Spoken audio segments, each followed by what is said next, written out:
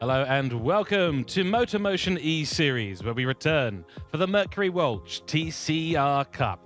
And of course, it is Season 4 and it's time for Round 7 today. We are heading to Dragon Trail Gardens in the reverse layout for our second 90-minute enduro of the season. And today we will be focusing on Lobby 2. Lobby 1 results will be given to you. We've got a couple of pole lap videos just to show you how fast these drivers are navigating this circuit today.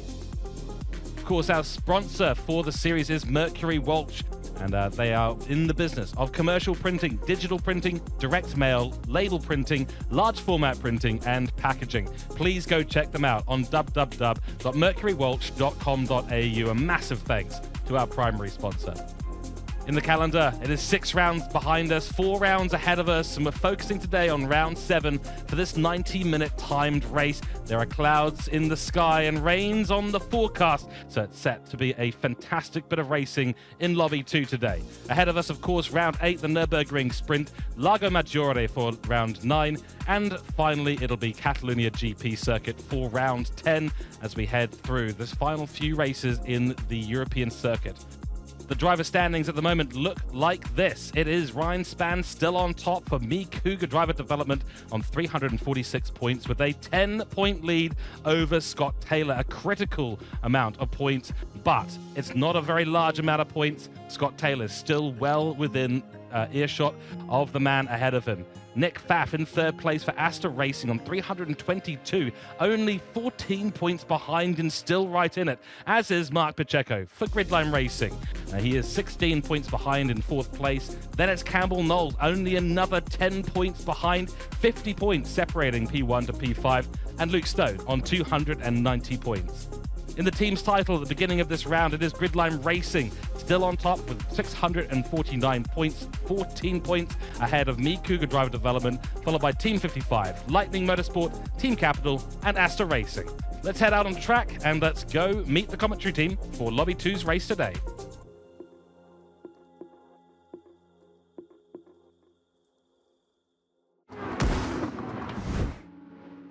Well, here we are. And I will be here as the lead commentator. My name is George Cooke. And joining me, the other 2 members of the Three Musketeers, the original 3, who came to your broadcasting commentary boxes for many a year in TCR Cup and a number of other series. It's going to be Nick Pautasso and Andrew Scott joining me. Gentlemen, we're back. We are back, and it is great to have the reunion of the 3 of us here. You, yourself, George Cooke, and Andrew Scott, who was our pit lane reporter, now joining us in the commentary booth, doing an absolutely stellar job throughout the broadcasting in the TCR Cup for season 2024. Round 7 here at Dragon Trail Gardens, not Seaside, so we are avoiding that chicane to death, where drivers are going to go through that fast chicane in the Dragon Trail Seaside, but now we're in the Gardens area. It's a little bit more tamed here, but I do smell a bit of rain in the air, and it's great to have as well Ando Scott, who is the lead competitor in the Cooke drive development team, the team boss himself, joining us. And yeah, Ando, what are your expectations in this race for Lobby 2? You go, viewers, and an honour as always to be alongside yourself, George, but also tonight alongside and hopefully just in front of my good mate Nick Spud Pautasso. Yeah, expectations tonight. Yeah, who knows? It's going to be a race of decision making, I think, and it'll be really interesting to see who gets it right and who gets it wrong. So, of course, Andrew Scott elevated now from the pit lane reporting role. He's no longer in the pit lane. We've moved him away from the Budweiser balcony, and now a full member of the co-commentary team here at TrackSpot TV. He has been in your commentary box all season long, including a number of other cameos here and there. But we are certainly a little bit gutted that Big Willow isn't back on the track today, because that's where we had a lot of fun, all 3 of us working together. Andrew Scott will still be bringing us the analysis, of course, but as a full co-commentator, always exciting to have him in here. Nick, likewise for yourself, And ladies and gentlemen, we are going to give you the Lobby 1 results before we get into Lobby 2. So I think prepare yourselves here. We've got a little bit of a qualifying pole lap video for you to watch as well. We'll go through the results in a moment, and I think we'll get Andrew to take us through the pole lap because he's been kind of excited about it. I don't know why, but you'll see in a few moments' time. Qualifying results for Lobby 1 looks like this. Andrew Scott was on top with a very, very fast lap, followed by Ryan Spann, our Drivers' Championship leader. Then Nick Pfaff, relatively close in terms of the qualifying, 0.5 of a second, still a relatively large gap. Still, Nick Pfaff in the hunt for that top 3 position in the driver's standings. And then Matthew Joinson, Jamco Racing, making an appearance in 4th place. I'm going to play the video. So, Andrew, you take us through and tell us what happened. Okay. Yeah, thanks for putting me on the spot there, George. Yeah. Now, got the maximum of the exits on that last corner there to start this lap. I've got fresh softs on. I've got low fuel. It's late in the quali. I've already set a good lap time, so I'm fully sending it here. And I'm just trying to keep those tyres quiet as we go through the first complex, using all the track on exit there and getting a really good exit and just revving the car out, trying to hit my shift points. Now we're going to tip it into the Pentagon here. Use as much track as possible on entry and exit, and we just try to clip those apexes nicely and maximize the exit here. 3rd gear, rev it out, then 4th gear. There's a slightly blind entry into this turn now, trying to take a little bit of curb, not too much. Now fully flat now, trying to stay flat, take a lot of curb in that corner, and trying to just keep the car flat to the floor. Deep under brakes here for the next right-hand hairpin, trying to get in 2nd gear a really good exit, and the car was just working beautifully here. It was dancing for me, and the exit was good there, so it looks like I'm up. I'm about to go maybe a little bit purple here, and yeah, we've got a little bit of purple on the screens there, and we dive now into the right-hander, trying to stay off that red sausage. Now we're going to straddle this red sausage and full on the gas here, grab 3rd early so we don't have to lift. And the lap's nearly over, just one more corner to complete. Just a mini lift there a couple of times, not a full lift, using all the track on exit. And now we're done. We're shifting now from 5th to 6th. Maybe we're going to go purple. And there it is, yes, a little bit better than that last 36.8. Very happy with that lap indeed. That was an impressive lap, right, Nick? I mean, that looked good. Oh, absolutely. That's what you call a clean lap for sure. And I will have to say, Endo, you gained a 10th and a bit in that 2nd sector, but in that last sector you lost a bit. So I wonder what happened there, son. But overall it was a very good qualifying, very stellar lap there, very smooth, and you could just tell, George, with the car, with that Cooke car, as well as Gridline Racing, they're the 2 pioneers in season 4 for the TCR Cup, and you could just see going on board that car, it is silky smooth and it's just a dream to drive. Absolutely right. So the results look like this for Lobby 1, and Ando, noticed that you got qualifying pole, but not converted.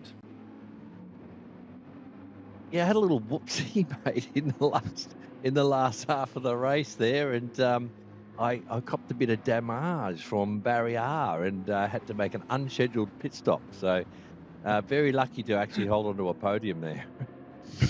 Excellent. I understand. I do that all the time when I go driving. I'm not at the level that I need to be at. Let's take a look now, of course, to Lobby 2. Here are your qualifying results, and we do have a pole lap video for you as well. Campbell Knowles, the surprise man, on pole with a 37.438. So obviously that lap from Ando was the overall round fastest lap between both lobbies. But Campbell Knowles putting in a very decent time. It was close between him and Pacheco, getting nice and hooked up in that low to mid 37 area. Scott Taylor just didn't have what he needed. He was 0.5 a second back from his teammate Mark Pacheco in 3rd place. And then Lyle Jansen, our fantastic South African entry for Mad Turtle Racing, showing his face on the top 4 yet again. Yeah, looks like a fantastic to get that pole position for Campbell Knowles. A bit of a surprise, as we would have thought the grid line boys would be a 1 and 2, locking out the front row, just like we saw with Cooke in Lobby 1. But a nice lap there for Campbell Knowles, and a clean start. No one in front of him. He's got clear air in front, so he's going to try and take most of the advantage here that he can get from the race start and lead the pack through turns 1 and 2. But Scott Taylor, even though it was a bad qualifying, you can't rule him out. He's going to be one to watch for. Mark Pacheco as well, MP2, and my favourite South African, Lyle Jansen Rensburg. He's going to be one of the Mad Turtles flying up through the grid. Can he get himself onto the podium? We'll find out in due course. Never short of a little bit of bias in the commentary box here. And Andrew, what are you thinking about these qualifying times, the setup here? Are we expecting Gridline to make a bit of a comeback? Yeah, speaking of bias, George, I'd just like to say to Campbell, the check's in the mail there for taking a couple of pole position points away from Gridline Racing. That's great. And yeah, are we allowed to? I'm going to be cheering for Jansen and Knowles here today, guys. But I do expect the Gridline Racing boys to come back. Yeah, absolutely. They've proven to have the race pace compared to everyone else. So yeah, let's see what happens. But yeah, Campbell knows. Knowles, get in there, son. Get in there, Airborne. Yep, Campbell Knowles, and he knows that he's in a good position to start this race, that is for sure. And Team 55, I think that might be their first qualifying pole of the season as well for the team, so great result there. Let's go on board for Campbell Knowles' pole lap, and it'll be Nick Pautasso leading us through for this one. Here we go. Yeah, so as he gets down onto the main straight, just plugging it into 6th gear, just kind of thinking about where he's going to be going to his first braking zone. It's a long way away. There's the first braking zone. Lock it down into 2nd gear. He's actually running 3rd gear on entry, then switches down to 2nd, and then back to 3rd. Uses all of the curve on the entry and on the exit there. Right under the tunnels, this is the trickiest part, as Ando pointed out. It's really, really hard to try and find midpoint entry points. Get the first apex there, run it wide, lick the 2nd one, the 3rd one you don't want to really touch. It's just that final one, you want to get close to the car. You miss that apex just a little bit, but ran the car wide enough to not compromise his exit speed. He's up on his time, 10th a bit up on his lap time. Really, really smooth through the corners, through 6 and 7, and then coming up towards 7 and 8, where he comes into the hairpin, heavy braking into the corner, swings the corner wide, just misses the apex there, the entry of the hairpin. So he's actually lost a bit of time there. Definitely could have attacked it a little bit more, but now he's on that back straight, so just taking a deep breath, thinking that maybe it wasn't a good start to the lap, but he's still nearly 3/10 up in purple in sector 2, and then it's just this weird and tricky hairpin. Like, we always think the seaside hairpins are tricky with the death chicane, but luckily for our fellas here, they don't have a death chicane, they have the death sausages going into the last sector, and then swing it around into the final apex, into the final sweeper, plucking through the gears, 5th to 6th, nice exit on the corner, and on the corner exit onto the pit straight to set that fast lap of a 1 minute 37.434. So that was a nice lap there. A couple of missed apexes there for Campbell Knowles, but it is enough for him to get pole position. Certainly is, and yeah, we look forward to seeing how this is going to play out, of course, for Campbell Knowles. Big opportunity today to get his car elevated all the way to the top of the grid, but he's got 90 minutes to make it through. No mandatory tyre here today. We do know there will be rain as part of this race, and that is going to really, really complicate things. So from a strategy point of view, when the rain comes in, we can plan, we can say that it's going to go C07, C07, R01. That still, you still got to adjust on the fly. Yeah, absolutely. And adjusting is one thing, and driving with these front-wheel drive cars, you do still get a bit of grip. Like, you will get a bit of understeer on a wet patch with the cars, but I feel like there's enough traction in these Honda Civics that you are actually able to get yourself around. So if it is a little bit moist, there's still a bit of heat being generated on those front tires, so that when you actually get into the pit lane, you actually don't lose too much time. But it's knowing to keep your eye on the radar, flicking that radar switch on, pulling it back to 100 kilometers a radius, just to know when the rain has come, and then just slowly shadowing in and zooming in where it gets onto the track map and getting to that 5 kilometer radius, and then that's when you know time to pit. Let's go for it. Throw on the wet tires, and let's see how we survive. What do you think, Andrew? Yeah, very important to get the tyre window and the fuel window matched in this race. So yeah, these front-wheel drive cars are a little bit forgiving in that they are inherently stable now. If you, you know, in these slippery conditions, but I can tell you right now, they're not always stable, especially if you're on the wrong tire at the wrong time. So you're gonna have to get that timing of when you pit for wets and when you come off them spot on, and you're going to have to look at your radar throughout the whole race. And a little birdie's telling me that you might be able to eke out a full tank, or your tank of fuel might last till the rain comes today, but it might not also. Oh, very, very interesting. So we do have our death sausages, we've got our death chickens in the other layout. Never short of something to do with death, and I feel like we need to rename this track from Dragon Trail to Death Trail of some order or another. Let us know what your suggestions are in chat, because you are watching on the MotorMotion E-Series YouTube channel, as well as the TrackSpot TV channels as well. Massive thanks, of course, to everyone involved in the background, the broadcasters, the commentators, the admins. Thank you to all of you who are watching in on chat. Thank you to the drivers and teams doing such good work. We're looking forward to seeing how this is going to go. One last bit of housekeeping before we get down on track. And we are hearing from the MotorMotion paddock, GT3 Championship registrations are open. So please go to the Facebook.com channel. You can type in MotorMotion E-Series there. The registrations are also on www.motormotioneseries.wordpress.com. Spots are filling up quick, I tell you. They are filling up really, really quickly. So if you want to be involved in the premier GT3 Championship here at MotorMotion E-Series, get yourself signed up today, or you may end up missing out, and you don't want to miss out, because that is some seriously, seriously exciting stuff. Almost as exciting as TCR, but yet again, not short of a little bit of bias here in the comms box. We're going to go racing. It's time for Lobby 2 action, 90 minutes beginning in a few moments' time. We'll see you there.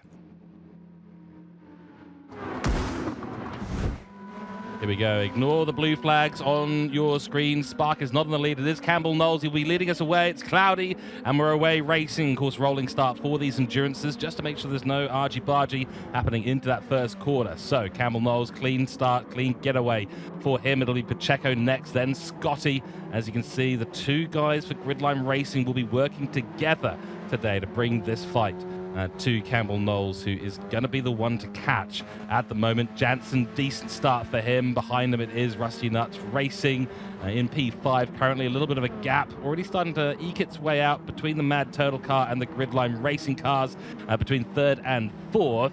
And he's taken an interesting line through those tricky corners 3, 4, 5, and 6.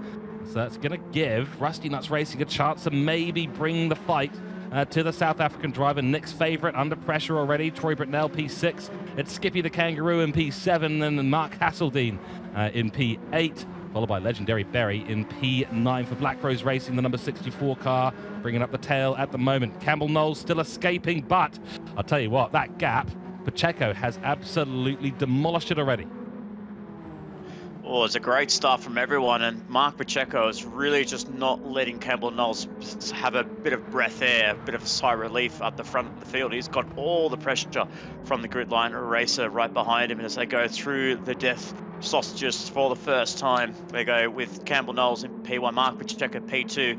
Will he stay behind Campbell Knowles at the end of the first lap? It looks like it's going to be. Campbell Knowles will lead at the end of lap 1 in this 90-minute enduro. Gerald Scotty in third place with Rensburg P4, and then Roberts in P5. So there's a few drivers missing tonight. One from Rusty Nuts Racing and Craig Hardcore. There's another one missing from the Black Rose Racing, and I believe there is another, and then I believe there's one more. I'm not so sure who that is going to be, but it is quite a small field. But trust me, even if it's a small field, it's when it gets really, really spicy, and that's when it can go some great racing amongst our drivers here.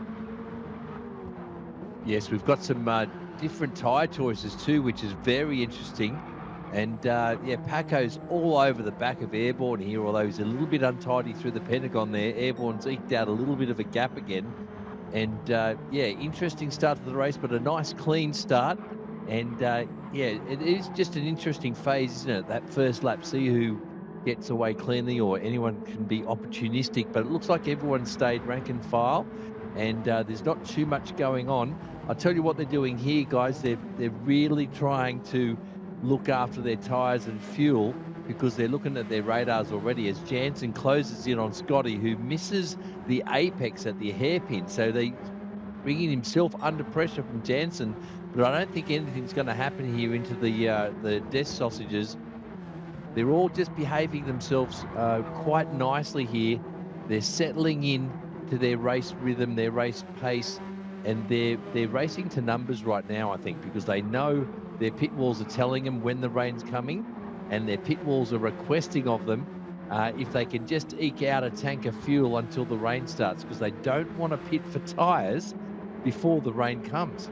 Yeah, exactly. It'll be a waste of time in the pit lane. You don't want that. Here we go. Jansen's going to make the attack into corner 1, and that's going to be a successful attack from what we can see.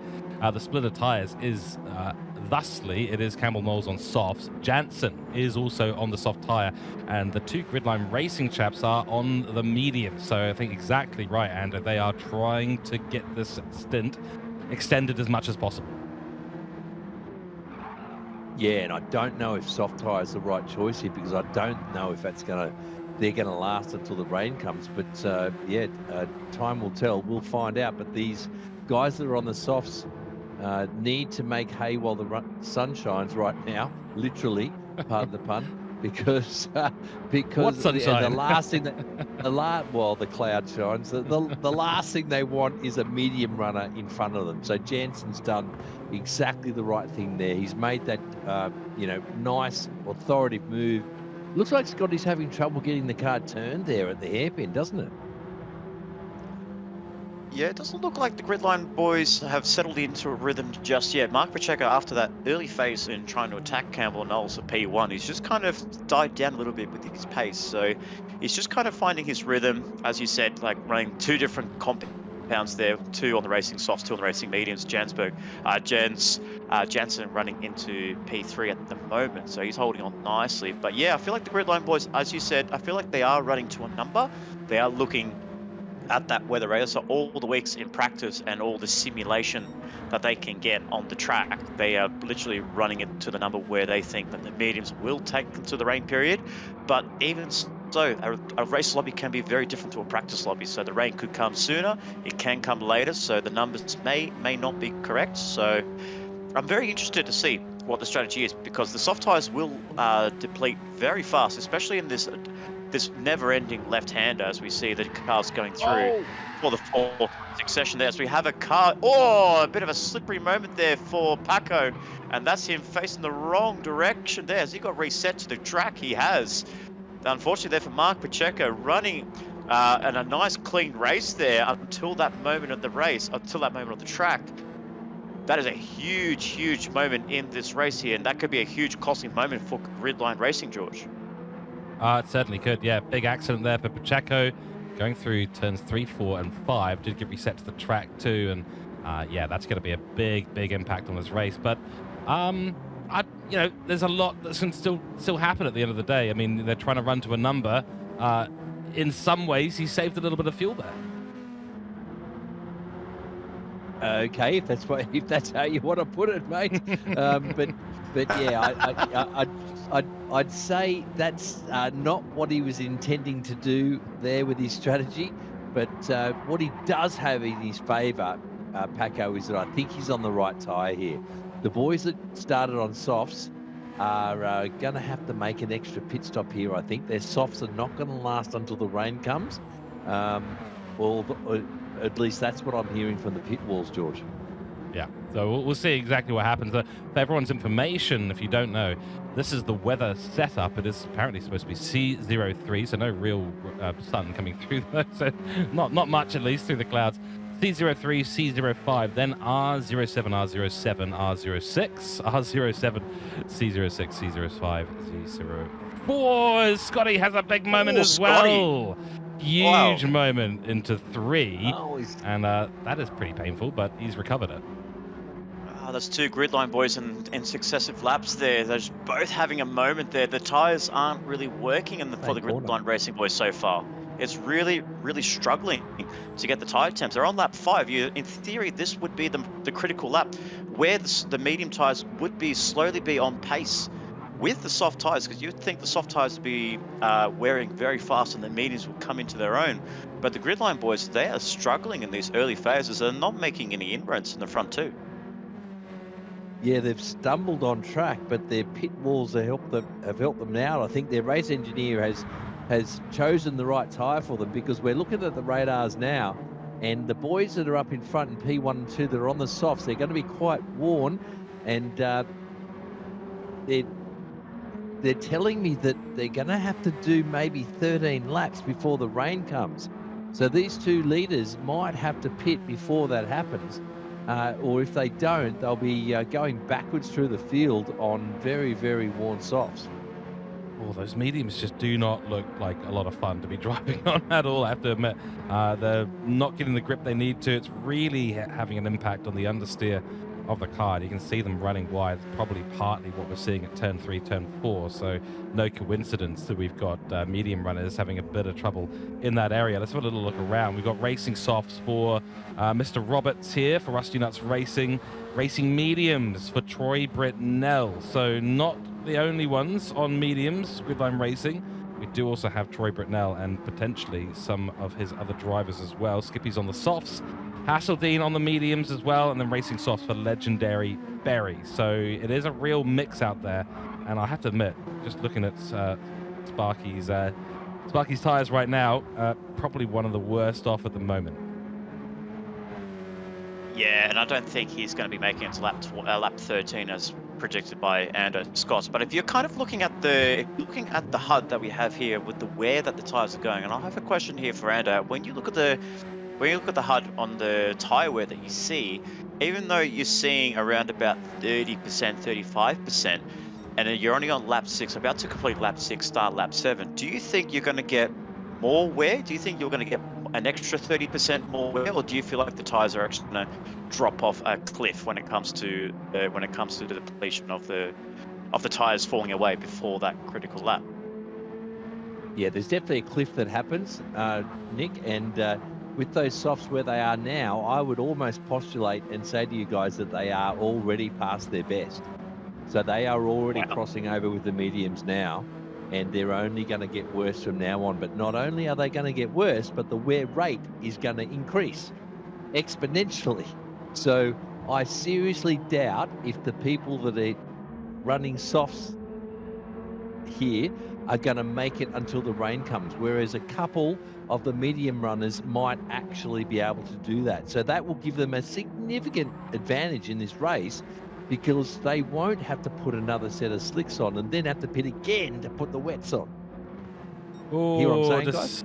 Oh yeah. Decision making, and this is the great thing. When we don't know what's going on in the commentary box, surely we're going to see a lot of action out on track, especially in these pit stops. It's going to be key to get the timing right today. And we're just looking at Jansen's tires now. He is using a lot, especially of that front left. Yeah, exactly. The front left is looking a little bit here and there. He does hold the fastest lap at the moment, so 38.4. I think that was the lap just before he made the overtake on Scotty into turn 1. And the times at the moment, I'd argue that we're not quite at crossover just yet. 39.9 there. I think we saw Pacheco doing some 39.6s. It is very close though, and I think it's a matter of a lap or two at most. And if I'm Jansen right now, I'm looking at that 50% tire wear on the front left and going, oh dear. Especially in quarters like this, you're going to be chewing up the tire like crazy. And it's just going to not work in a few laps' time.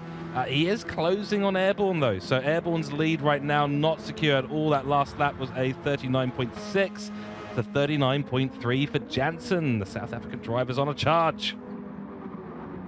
Yeah, and this is actually some nice driving here from Campbell Knowles. He's literally running the race to his number, so you can see the consistency that he's getting with 39.6s for the past previous laps, while Jansen is on the 39.3s, 39.4s. His best was a 38.4, but he just kind of had that drop off all of a sudden. So he's kind of running the pace of the medium tires, but just with that extra bit of grip as he runs very, very wide, gets onto the red AstroTurf, kind of pulls it back a little bit, but Campbell Knowles gets the traction down better than Jansen. This is the kind of that kind of brings it back to a bit of nostalgia for Campbell Knowles here back in the old days in GT Sport, where he was actually one of the, like a really, really competitive, strong and fast driver. Struggled a little bit to get back onto Gran Turismo 7 with the pace and having a bit of a hiatus away from the game. So he's still finding his feet, but we are yet to see the best of Campbell Knowles from yesteryear. But he's got the pace, he's got the lead, he's got Jansen right behind him, he's got a Mad Turtle right behind him. But the problem is, like Ando's pointed out, the tyres don't look like they're going to make it, and then they're going to see a bit of a red and black grid line racer right behind. But I will say, to be honest, Ando, there is a nice gap between Jansen and Scotty, so I'm not so sure when Scotty's going to make that move to get to close up on these two. Well, that is, of course, Nick, because of the little hoo-ha that Scotty had, and Paco also had one that was a little bit worse as well. So they're just hoping that the rain doesn't come anytime soon, and that these two leaders, where we have now maybe a challenge for the lead, as Jansen dives up the inside, a serious lunge there, and he's made it happen, but Airborne's coming back at him. It's not over yet, folks. And maybe, yes, it is now. So Jansen is really, really pushing his car. I've got a feeling he might be a little bit lower on fuel than Airborne. Airborne's driving in a quite measured fashion. He's having a look, though, at the Pentagon, isn't he? But they're already struggling with understeer here. Through the Pentagon they go. They're close together, but Scotty's there in the background. He's gaining on them again, George. I think he's gaining. I think he is, yeah. I mean, if we look at the laps there, 140.0, obviously, with the overtake, won't be included in that. So they are slowing down, 39.7. Let's have a look at Scotty. Well, he's at 39.9, so it is time for Scotty to start making this a little bit of a charge. 37 car, I think he'll be part of the battle relatively soon. Campbell Knowles' tyres looking worse for where we're expecting rain, maybe on the lap 13 area, ladies and gentlemen. So still 4 laps to run on these soft tyres. I suspect they'll be really burnt out. And yeah, as you said, big fuel difference actually between these two. Relatively speaking, at the moment, probably somewhere around 4 or 5 litres. It's going to translate into at least a second and a half in the pit stop if they go both to a full tank. So yeah, this is going to be a critical period for these guys. They have probably pushed the cars a little bit too much. The tyres starting to really run away from them. Campbell Knowles can't really defend any moves. And yeah, if we've got Scotty coming up behind them, things are going to get pretty exciting pretty quickly as we head towards the period of rain that we are expecting. Looking at the second battle pack here, we've got Spark leading from Troy Britnell, from Pacheco, who hasn't made the progress he necessarily wanted to. Look at those lap times, solidly in the 140s now.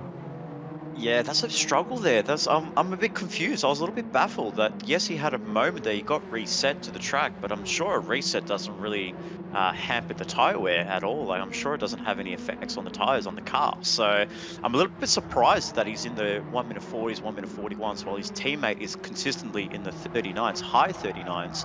Sooner or later, he's going to be getting into the low to mid 39s. So a little bit of head scratching for Mark Pacheco as to why he's not having this pace at the moment. He had all the advantages at the start, but now with the tyre wear from Troy Britnell, who is actually, we have to remind our viewers, he's on the racing mediums as well, but you can just see the pace difference, the confidence that Mark Pacheco goes down the inside through to the hairpin. No, Troy Britnell defends that very, very nicely there.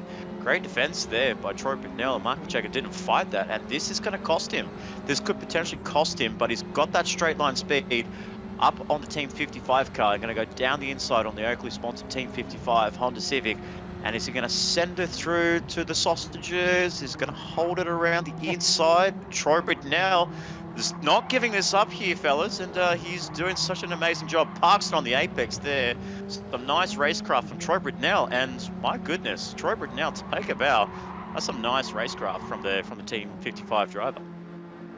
And there's the reason right there, Spud, why his times aren't as good, Paco. The poor bugger's stuck in traffic. You know, he's stuck in traffic. He's got the pace. He's all over the back of Britnell, but he just can't make the move as he attempts again up the inside as a little sneaky look doesn't quite pay off. So he's stuck in traffic here. The Gridline boys have the pace in their car, but poor old Paco, because of his whoops, he's not able to unlock that pace, and he's stuck here in traffic. So hopefully he can come back in the back half of this race if he gets the decision making right with his pit windows. Yeah, he's making some lunges there for sure, but Troy Brunel is doing very well to sort of close those off. He takes that nice sort of trail-breaking line into the apex, and then suddenly, no, he's taken no trail breaking through that one at all, maybe too little. Straight into the barrier. That's damage on the front left and the front bumper. And what was a brilliant defense, we were touting his brilliant defense there, unfortunately has come to a rather sudden end in an area of the track that you don't typically see cars go off on. Yeah, that's a bit unlucky there for Troy Brunel. He had a very nice pace, a nice little battle with Mark Pacheco, but I think he just caught too much of the curb, and that's all she wrote for him, sadly. And yeah, I think now it's no point coming into the pit lane. We'll wait and see what happens to Troy Brunel, because if he's got the radar on, potentially we're going to start seeing that rain coming into the 100-kilometer radius between the drivers. Well, they say you can see the clouds as well. It has gone pitch grey here, so the rain is imminent, ladies and gentlemen. And we're on lap 12 in this 90-minute enduro with Lyle Rensburg in a position 1 with Campbell Knowles P2 and Scott Taylor P3. And I will say these soft tyre runners are doing a phenomenal job here. The rate is going to go really, really fast between these soft runners. Can they make it to the pit window? That is the big question. Scott Taylor is getting himself into the pit window comfortably, as we see Mark Hasseltine down the back making his entry on 0% fuel, so he hasn't made it to the lucky number 13 plus. So just down there serving his pit stop. But Scotty Taylor in P3 is, again, he's not making any inroads at all. He's in the 1:40 40s as well. So, and I wonder if this is just a strategy for him. Just he's actually pulling back a little bit, slowing the pace down, because he knows the drivers ahead of him are closing towards him. But at the same time, he needs to try and find a way to get past, because if these drivers don't pit, they're all on the same strategies.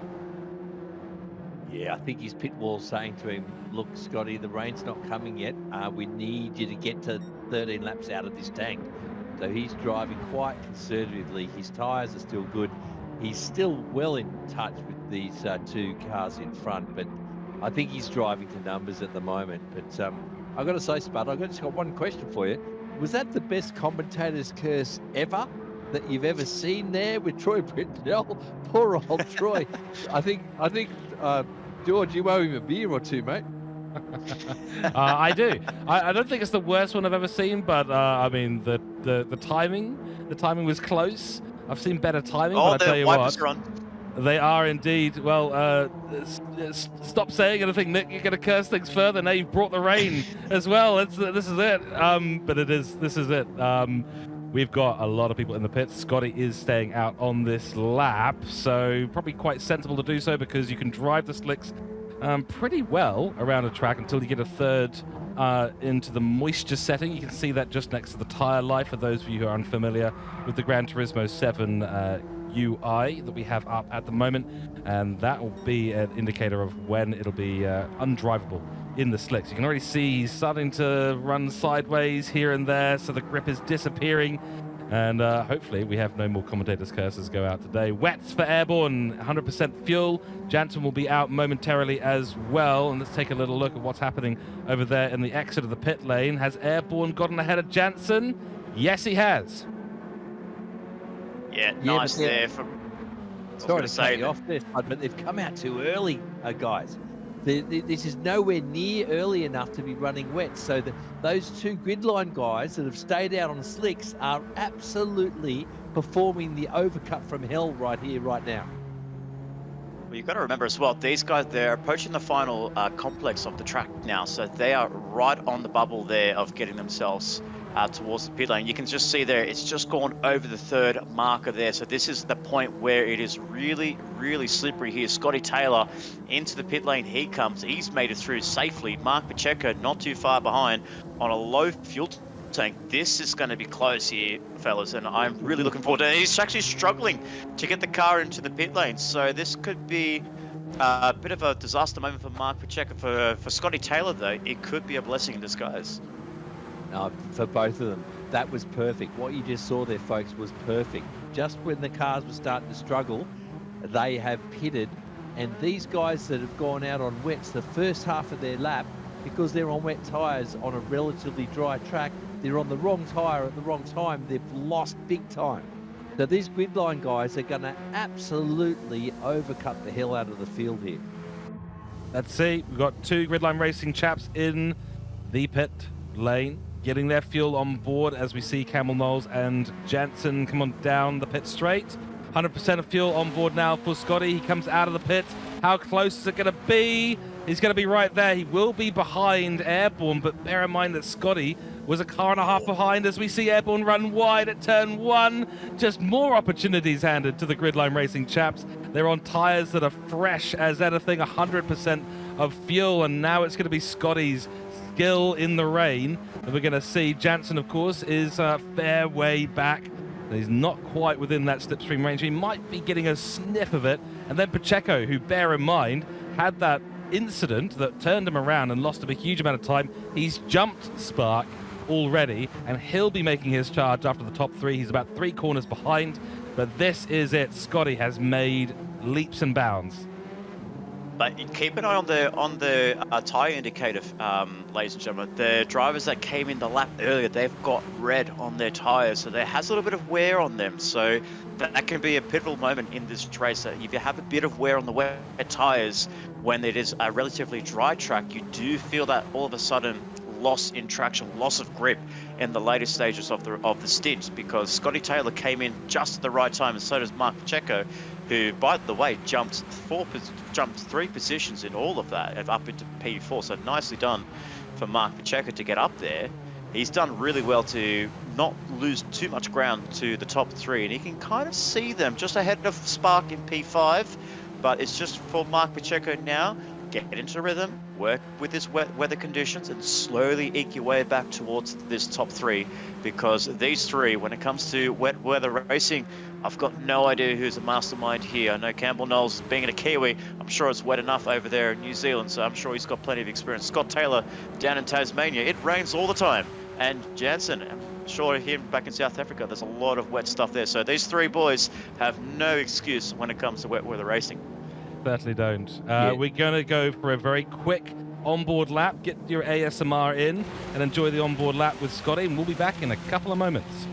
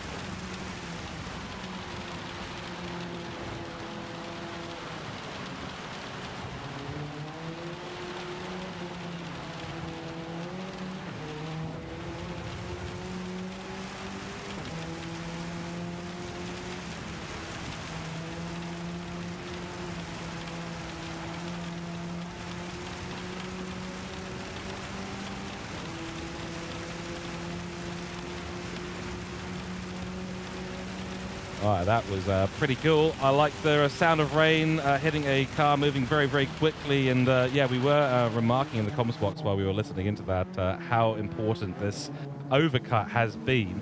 And you can already see some progress being made from Scotty. Really smooth lines there.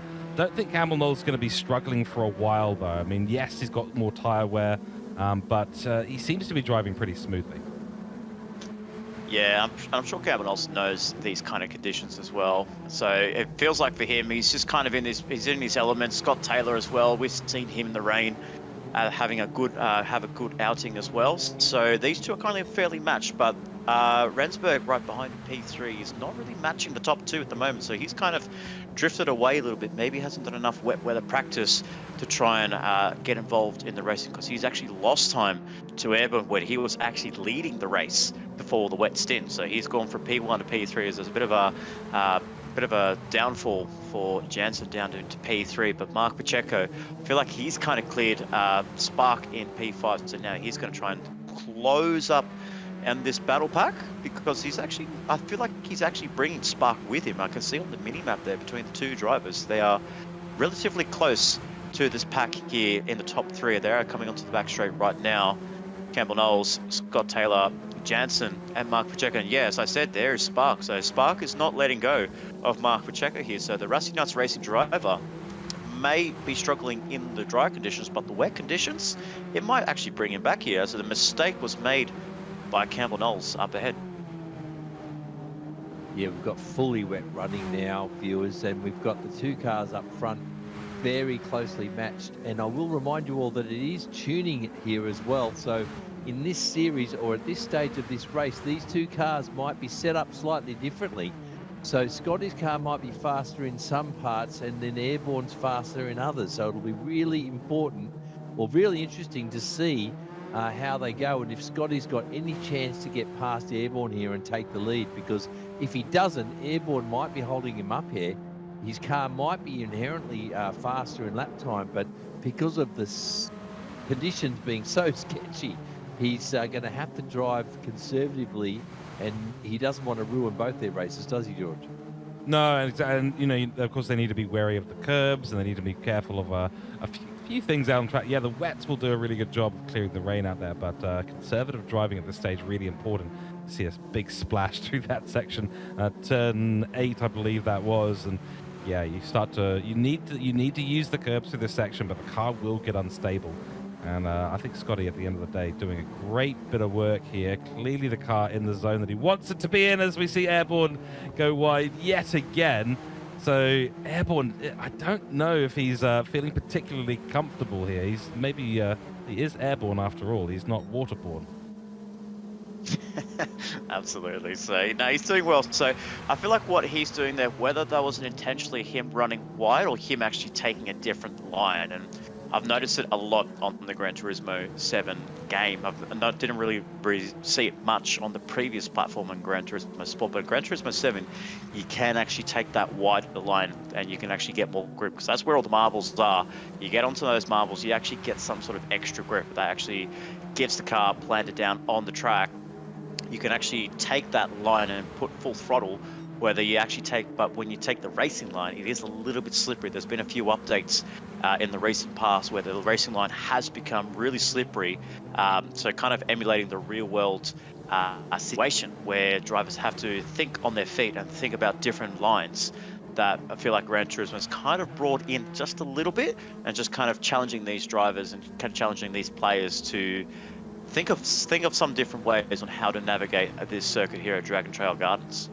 Yeah, so in terms of this, I mean, we're seeing some great battles happening right now, and Scotty obviously making some moves here. But while we're watching the incredible action out on track, how do you modify the setup so that it works in the wet well? Is there something that you do that's special? Is it a driving style thing? Like, what is it that for the uninformed viewers and possibly me, what is the key thing here in terms of a tuning event? Because obviously in BOP, you know, wet weather running, you just need to change your driving style ever so slightly. But is there something they're doing to the setups to really lock it in for a rainy event?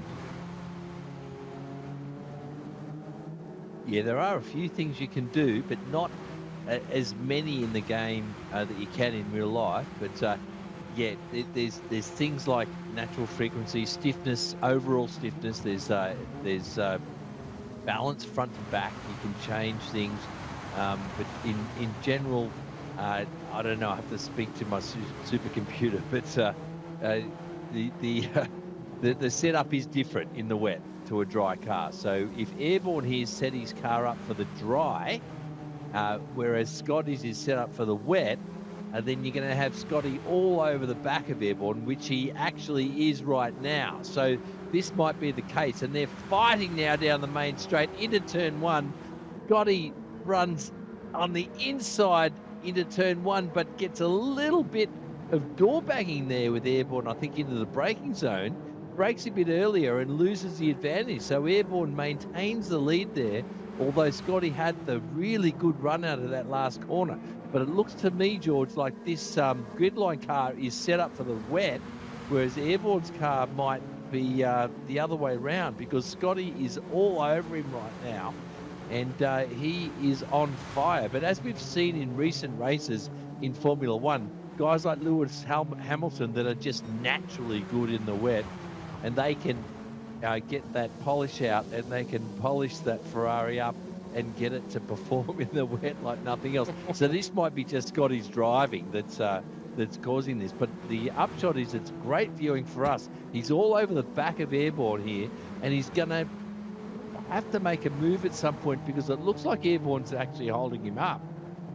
Oh, Gets into the back of him, a little bit of a, yeah, I a was going to bump say. draft there on the exit. And it looks like Scotty's got better straight line as well. So Airborne's really struggling here, but he's driving cleanly and he's defending well as he goes to the inside again into the red sausage area. And yeah, he's defending really well. Scotty must be so frustrated there at the moment. He's got no way to get past. Airborne's car doesn't look like it's set up perfectly, but he's driving it to within a 15th of its limits here, and he's covering off the apexes, he's defending well, and he stays in the lead. There we are. I think we've got the comparison all sorted now. Airborne doing the Lewis Hamilton, with the Scotty doing the Lando Norris impression, I think, at the moment, in the car that we think is set up better than the Team 55 car. Hard to know, of course. We do not have a clear view of what's happening underneath the car, what's happening in the setup. All we know is the alternative lines that Airborne has taken, and I don't think there'll be any kind words exchanged as a result of that attempted turn one overtake. Camel Knowles really squeezed the gridline racing car, gave him absolutely no room, then dived back to the outside to open up the corner. Smart from Scotty, though. He doesn't need to press the issue, I don't think.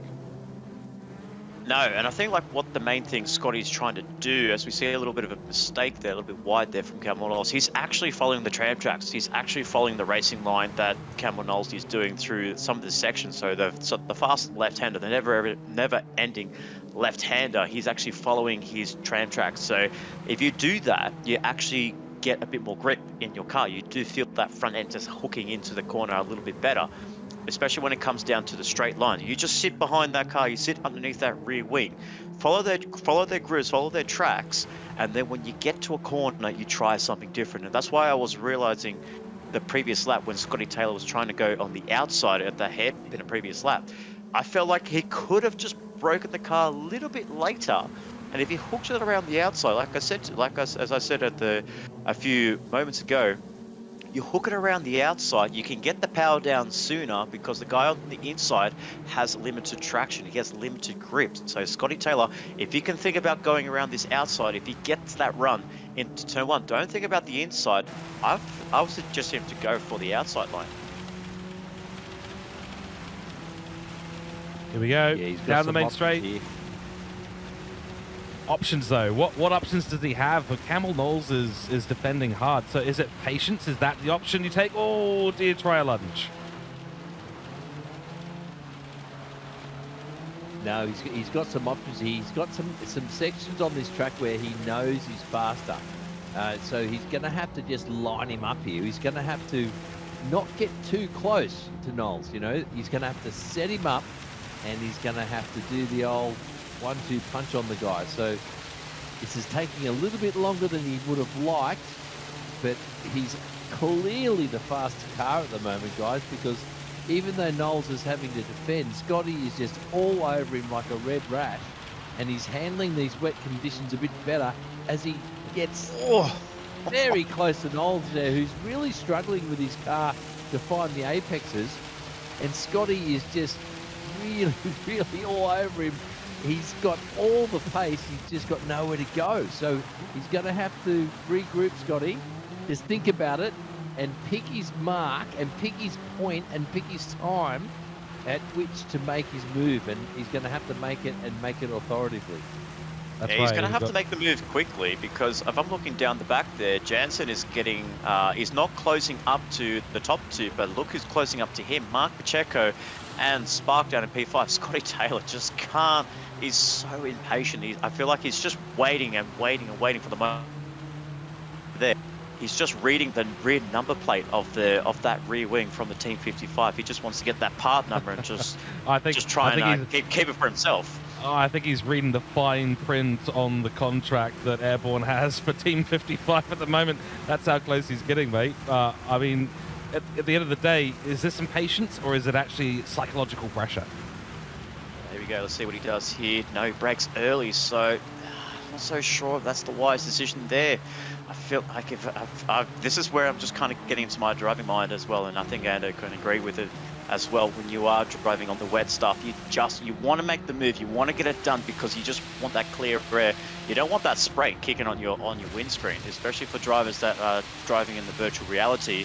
That kind of hits hard, but I feel like with Ando's, with his famous chase cam, I feel like he doesn't really get that impact at all. No, I don't get any of it, mate. So it doesn't really matter to me.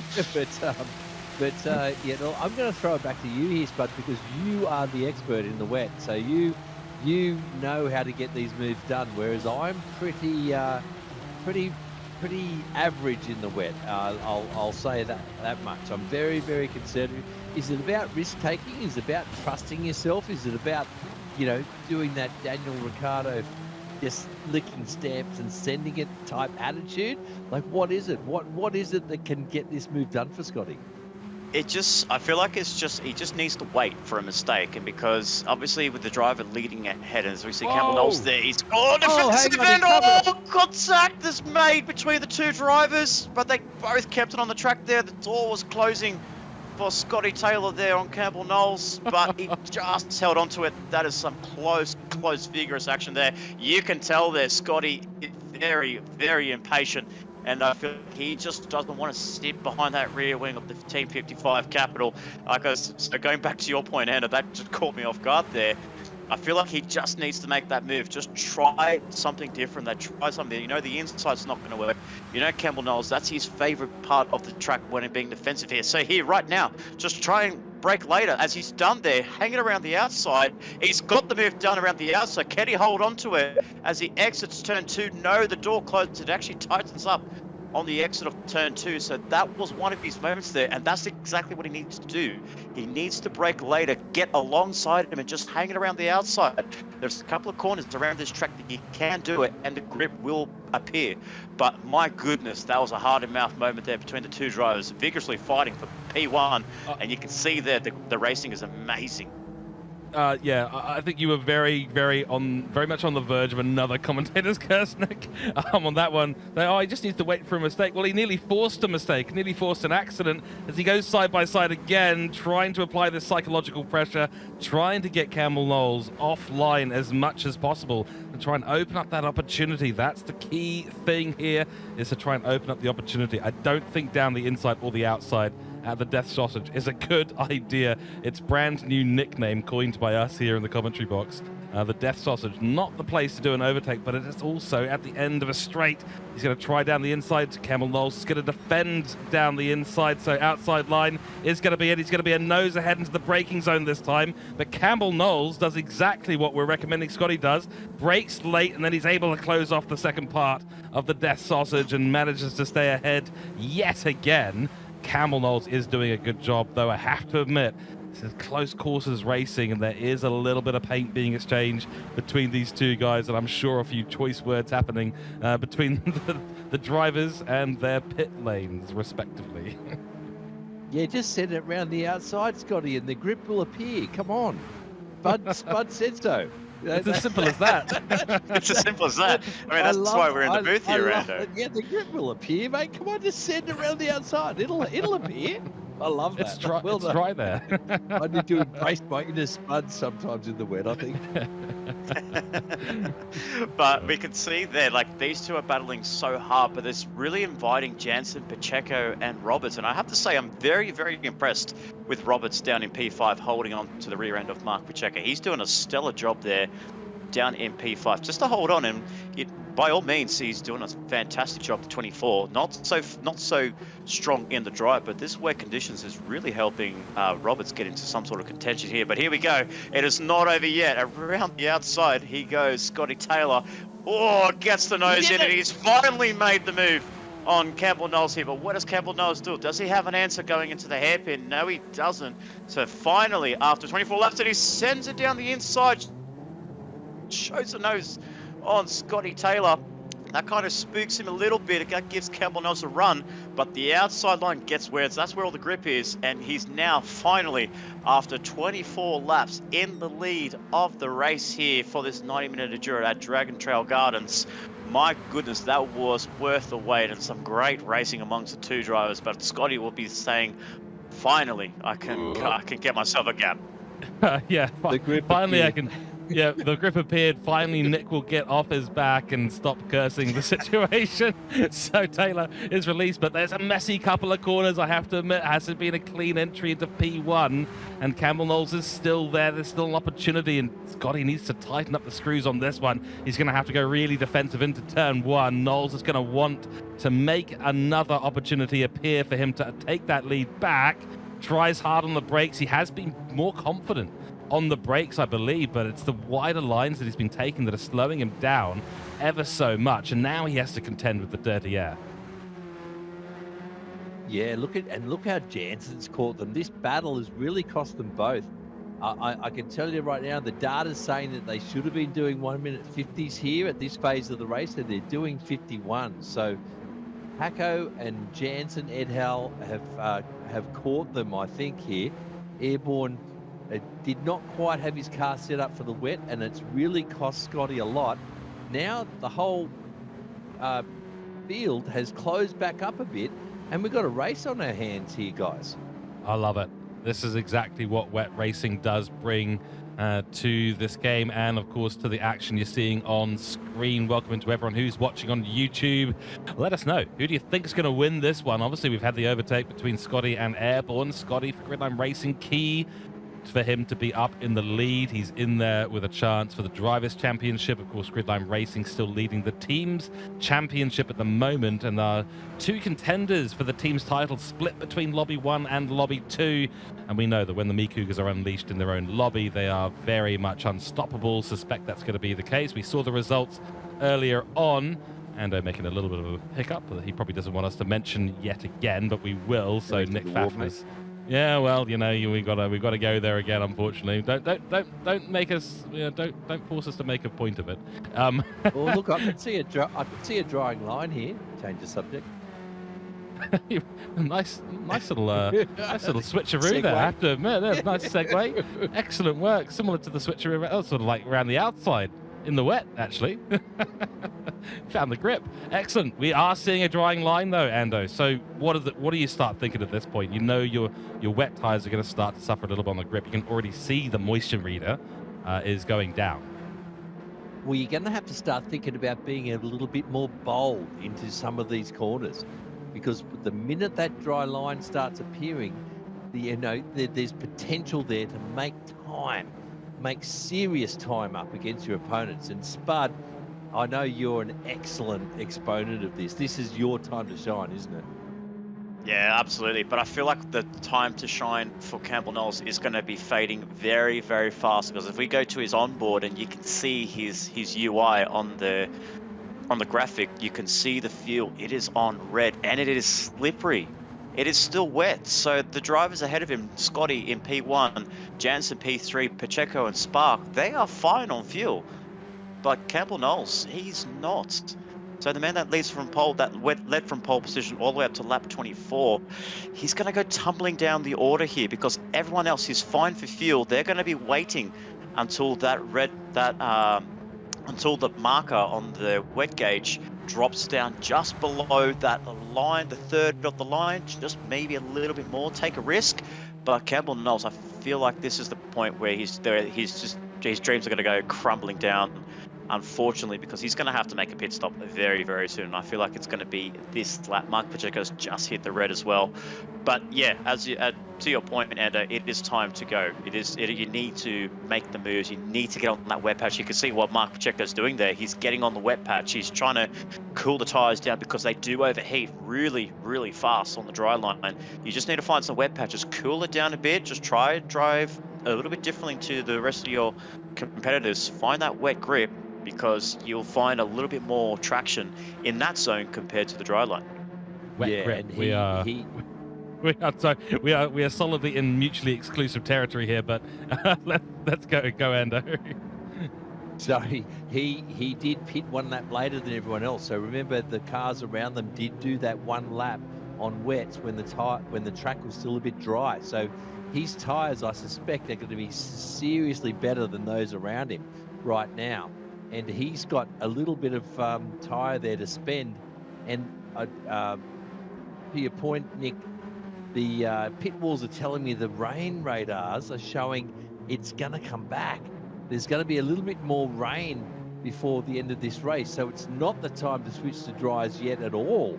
But it is time to start thinking about your fuel windows and your pit windows. And do you switch to inters or do you switch to wets? That is going to be the next question, guys. Well, we've had some people running on the intermediates, as we can see there. P1 Skippy has been running in the intermediates. I believe Hasseldean was also running the intermediates through that rather wet period. And for those of you who are, wow, that's quite a line from Roberts through the death sausage. Luckily for him, he didn't cause himself any kind of accident there this time out. Pacheco, of course, closing on Jansen. I think we're going to see a flurry of pit stops now, and we'll go to airborne in a few moments' time. But the intermediate tyres useful when the gauge is somewhere around the 50% mark. Can be used, of course, when it goes higher, but you'll find yourself starting to slip and slide around. Look at all that. Yeah. Look at the fuel. Look at Jansen. He's been the beneficiary from this. So best of the rest there. Mark Pacheco 3% and Sparkle 1. So I feel like this is the time. It has to be the change. Oh, there's no tire change. It is just a fuel stop for Mark Pacheco. So the drivers here are not changing tires. They just think, let's go for it. We have enough grip. There's enough temperature in these tires. Why change them? Let's just go for it. I mean, I feel like for Campbell Knowles, he could be doing something different. No, he's on the wet tires. You know what? I think this could have been a strategy here, and I think as much as you save so much time in the pit lane and not changing tires, it is intermediates. It is the time for intermediates. The wet tires, you do lose time on these wet tires compared to the intermediates. Yeah, you do. You know, at some point this track is going to dry out. We do know that, folks. The forecast has said that it will be dry running at the end of this race. So, wow, we see some bit of argy-bargy there as we've got cars coming together that pitted on different laps, and they've all closed up, guys. This is so exciting.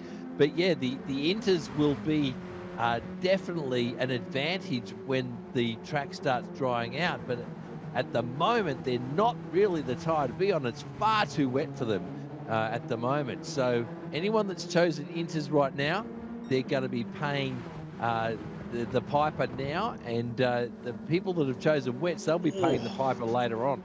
Crikey, this is a battle we've got on right now. Jansen is doing his best to stay ahead, but Campbell Knowles is sending it in every single corner that we would have assumed is a no overtake corner, and now Pacheco wants a piece of the pie as well. And unfortunately for Jansen, he's getting bullied as we see Pacheco decide that he's going to go cross country. It is time for a little bit of rallycross here, and I tell you what, Pacheco, it's pretty brave stuff. He's on the inside line now, and they are going to be nearly 3 wide as we go into the Death Chicken. His nose is cut off by Jansen. Pacheco has to pull out of that move, and side by side, Jansen and Airborne into the Death Chicane, or certainly the Death Sausage as we're calling it. Inside line though, calls for Airborne, so he will be the beneficiary of that. No, he's not, because there's contact between the two. Wow, what a moment in the race here, and that's Airborne from P2 down to P4 within a heartbeat. So that's unfortunate there for Campbell Knowles to drop all the way down, and he's lost ground, he's lost time. So there might be a bit of an inquiry with the stewards about that little bit of bump and run there from Jansen, but I have a feeling that it might be fair game between all the drivers there. It's all about the on-track battles. Mark Pacheco trying to look for the inside move on Jansen. And he's just showing the nose there, so close. This is fantastic. This is fantastic, ladies and gentlemen. I am really enjoying this racing, but I'm just saying in my head, I'm a driver, Ando. I would put on the intermediate tires. It is just in that threshold that the intermediates will be perfect, and I think it'll just work. Like that's just my driver instinct. What are you thinking about? I'm guessing you would stay on the wet tires. Yeah, no, I would have put on inters as well, and I would have hung back and stayed the hell away of what I just saw then, because that was ridiculous. That was ridiculous. These guys are going hammer and tong, George, aren't they? Oh, yeah, I think that is the phrase, I believe. And it's tooth and nail racing out there. You know, Jansen coming in with the old, that's my racing line, bro. And I think he's just warded off the attack so far. Pacheco's still in there for a bit of an attack. Gets a little bit loose through the hairpin. Always a bit awkward. And I tell you what, if I'm Scotty right now, I'm happy. I'm really, really happy. Oh, he's Pacheco's, yeah, he's checked out. Pacheco's slicing through the field, and he's already made it up a couple of positions. And bear in mind, he was down in 7th place. Yeah, absolutely. Paco's had a win. Because he overcut the field in the first pit stop, and he's obviously got the car set up beautifully, and he's driving well in the wet. And then he went that one extra lap, I think, for the second pit stop too, and he's able to just rejoin these guys here up for the podium positions. So let's recap a little bit here, right, Nick? Airborne's race. Now, he was in the lead of this race, chose the racing softs. That didn't really work out that well as he runs wide yet again, struggling on these wets at the moment. And then when it got to the wet running, he just didn't seem to have the pace. Scotty ended up getting him. He did delay Scotty a little bit. But where has this gone wrong? How has he? I mean, obviously we had the little bit of argy-bargy, a little bit of fisticuffs, so to speak, between these drivers, and he did end up losing that battle, unfortunately. But where has it gone wrong? How has Jansen closed so much in on Campbell Knowles that Jansen was able to launch the attack? I have a feeling I have a feeling that it was that point where we actually came into the pit lane with no fuel, and the drivers ahead of him went an extra couple of laps. I feel like that's where it was lost. That spending that time in the pit lane, as we see Mark Pacheco getting very impatient, just like Scotty Taylor. Whoa, contact made between the two drivers. Will Mark Pacheco go for the inside line? It's hard to get to points here, ladies and gentlemen, because there's so much on-battle traction action going on. And Jansen going around the outside and just going to try and see if he can hold it. Let's see, he's got the straight line speed. Here's to the Matt Turtle. Here's to the grid line racer as they get into the sausages. No, it's going to be Mark Pacheco's a clear advantage in the straight line speed. And Mark Pacheco finally gets that grid line 1-2 that they've been craving for back in the base.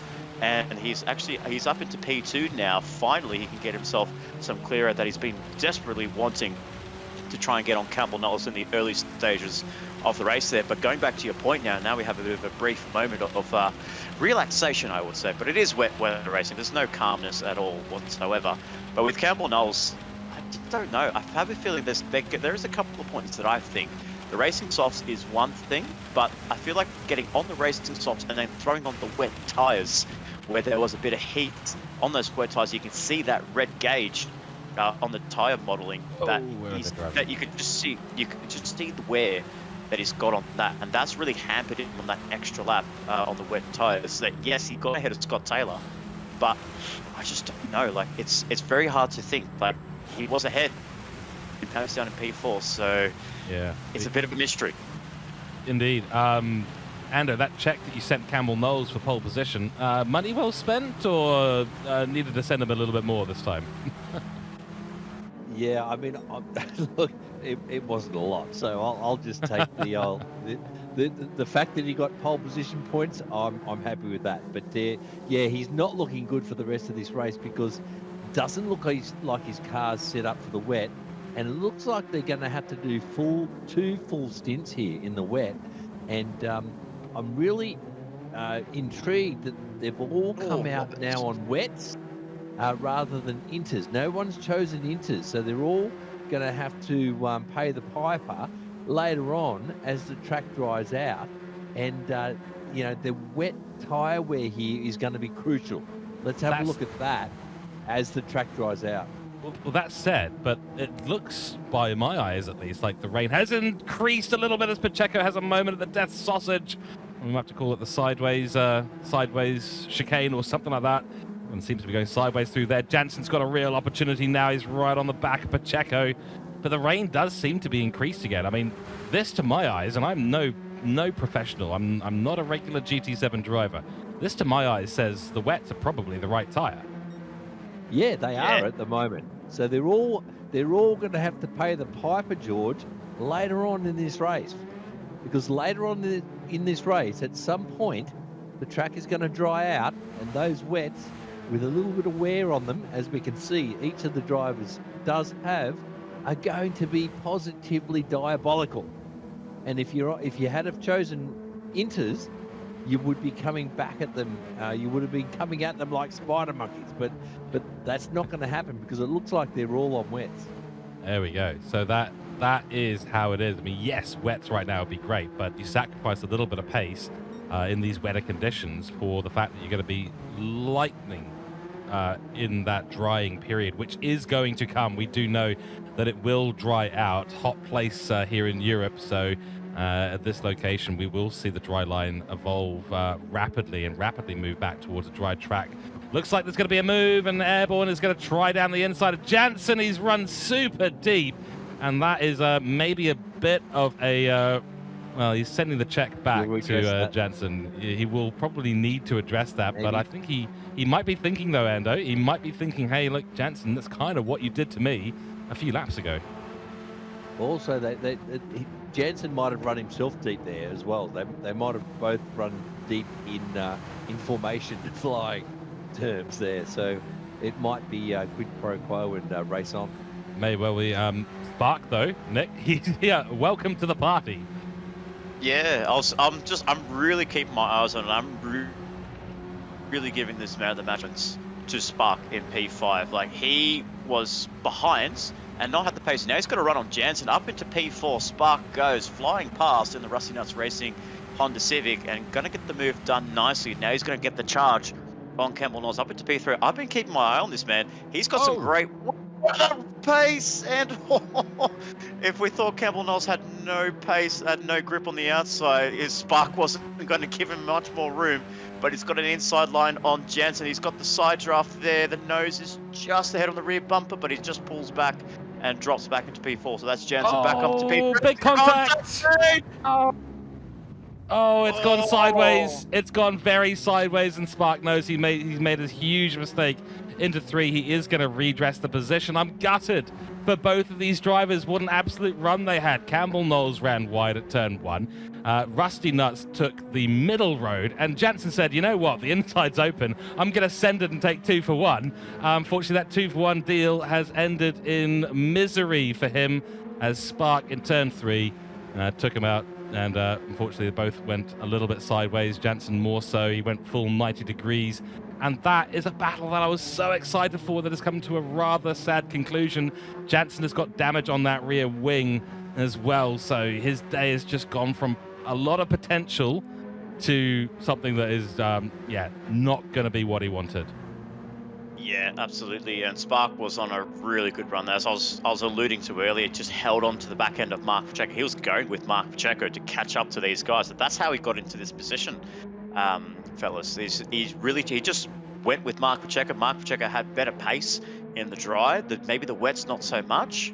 But Spark just said, I don't have dry pace, but I have wet pace, and let's work together, Mark, and let's try and catch up. And that's how he got himself into that position. But it's just a couple of corners there. That kind of just brought an end to what was an exciting battle for that third step on the podium. But now it's just kind of being a little bit staggered at the moment with Scotty and Pacheco 1 and 2 for Gridline Racing, and Airborne now clear from the chaos that was between Jansen and Spark in a lonely P3.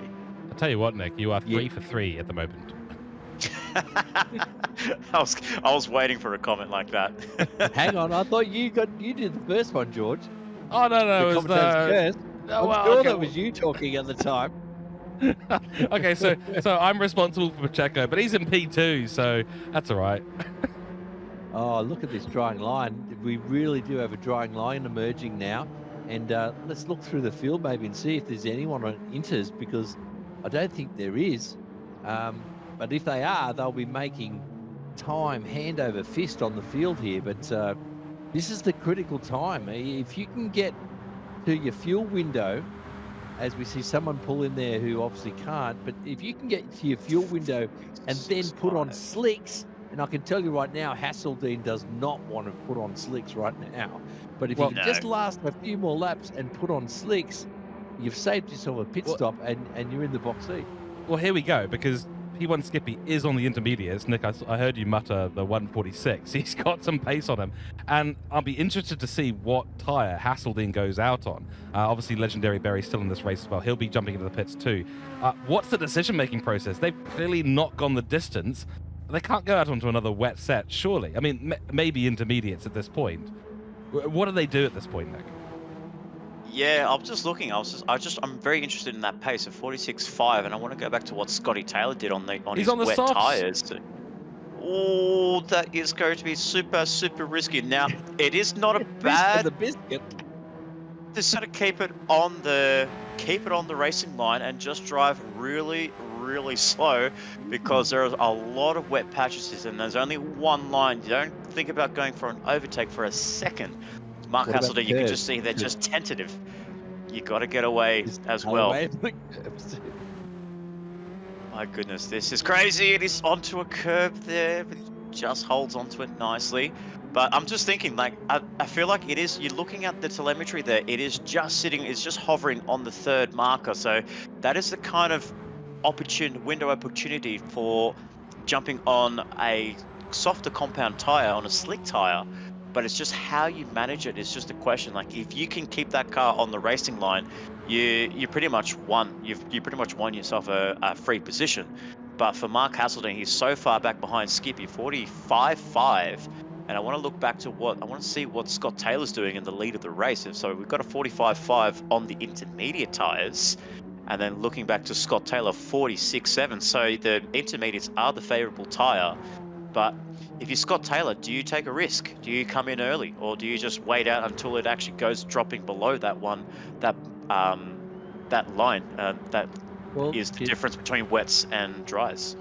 Well, do you know what the problem is right now, Spud? They're nowhere near their fuel window. So we've still got 26 minutes to go in this race, and a tank of fuel, I don't think it's going to last 26 minutes. So they've got to think about that as well. So these pitbull race engineer types, they're doing their homework. They're working for their keep right now. They're trying to work out what they're going to do. So do they stay out and leak a bit of oil now? The problem is though, the wets are wearing. Look, you can see the tires on Scotty's car. They are wearing, and they're wearing very fast. They're heating like crazy. This is like the point of the race where they are overheating so much that within the next lap or two, they're going to go on the rim. And if they're not in their pit window, it feels like they're just going to have to fuel save within this stint, because you've got drivers like Mark Hasseldine on the racing softs. We'll wait and see what racing time he can put on the board. It won't be a 1 minute 38.4 set earlier in the race, but I'll be very keen to see. And he's got pace on one of the boys in the team 55. I'll be keen to see what his lap time is at the. Yeah, so yeah, even that, if that's Campbell Knowles, you can see how much more advantage he's got on that tire, but he can't overtake, because if he goes for an overtake, it's on the slippery stuff. Yeah, if only there was a tire that allowed you to stay out on a drying track and also get you into the fuel window. If only there was. Oh, wait, hang on. Oh, Campbell Knowles has just run it deep there. I love the subtle suggestions from Andrew Scott. I wonder if only there was a tire that could do all these things that would make you fast at this stage. I wonder. Is this going to be a pit stop here for Campbell Knowles? It is. He's struggling too much. He knows that there's cars around him going significantly faster, but as he pulled the trigger too soon, there is 24 minutes left in this 90-minute enduro. Despite the window wiper operation by Mark Pacheco, there is no more rain coming down on this circuit. We do see Spark jumping into the pits as well, but he's got 38 litres on board. So at this point, we know that the racing softs are going to be good. Let's take another quick look at Hasseldine's times. He's still in the 46s at the moment, but we know he's been down the back of the field. He was caught up in traffic. yeah, caught up in traffic. He's down on the field. We know he's not got the same pace that the likes of GLR Scotty is going to have at the top of the field. But it's a matter of time, surely. I mean, these guys, even just in the time that we've gone between those other cars, we have seen that those wet tires are looking rather worse for wear. Medium tires is the choice for Airborne and Spark. Airborne's going to be stuck behind the other Team 55 driver, Troy Britnell, for a little bit of time. He's got to be careful. This is it. You're really playing with fire, ironically not, but not literally at the very, very least, but you're playing with this grip and you got to run some risks. At this point, as we see Spark trying to make an attack, he got a much better run through turn 2.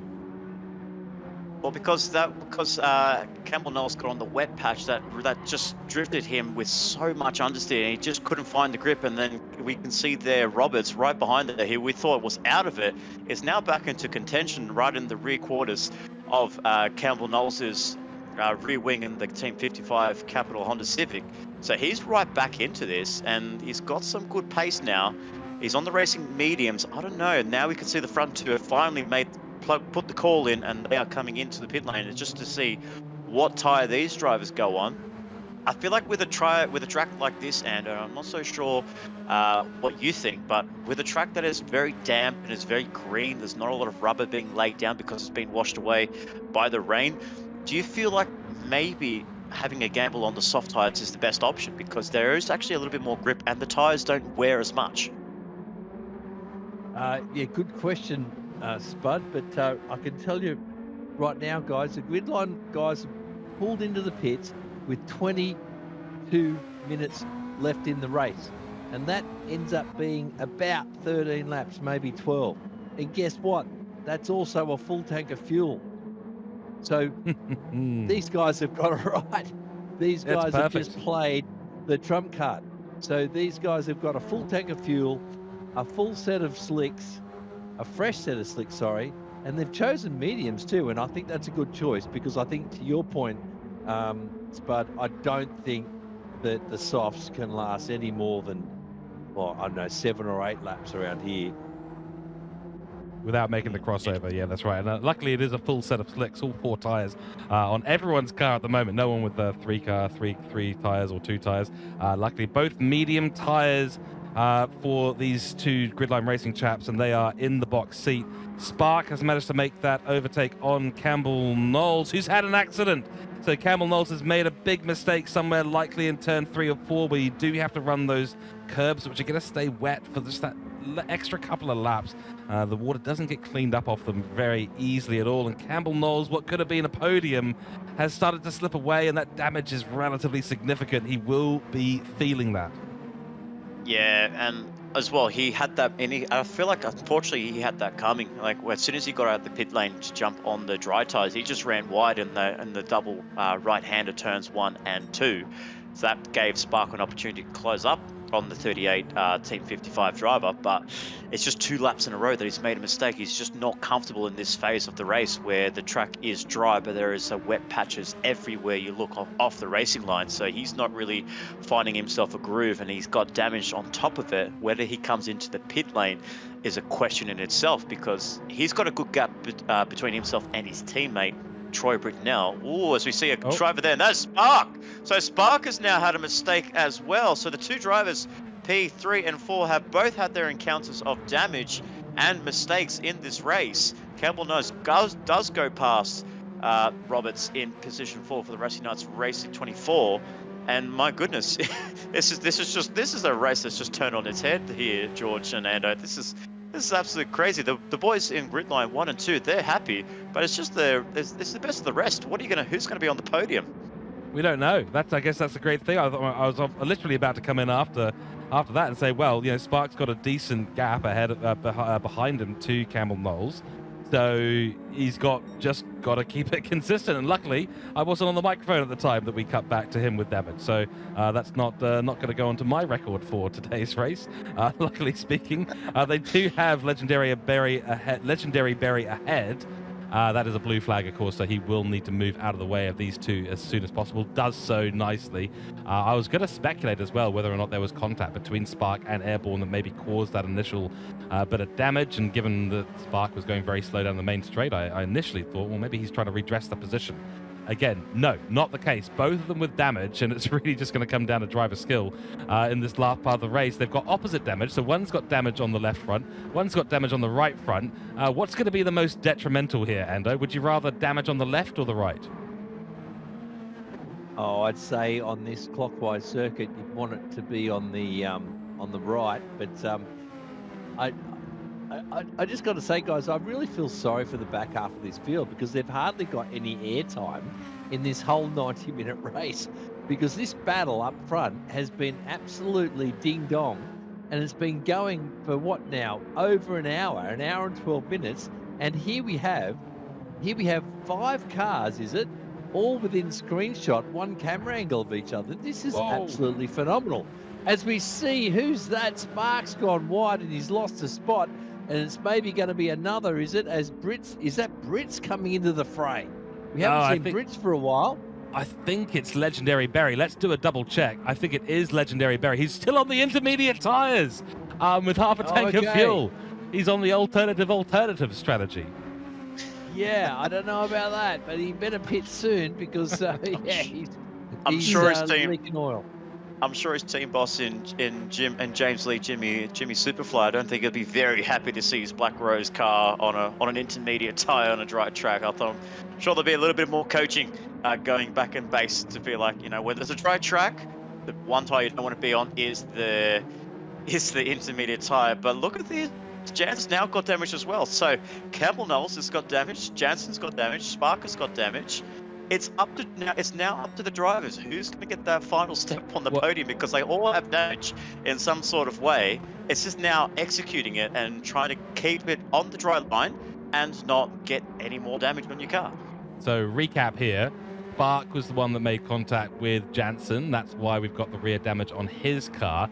That position change was redressed by Spark, who's gone wide, and he's going to pick up a little bit more damage there. He's actually recovered it very nicely, but he's lost a lot of time to the cars ahead. So it was going to be a potential three-way battle for the third position, but Legendary Berry is actually going to unlap himself again. So Jansen's going to have Spark is going to have even more work to do. He doesn't look that comfortable in the drying conditions at the moment. He's made a couple of mistakes.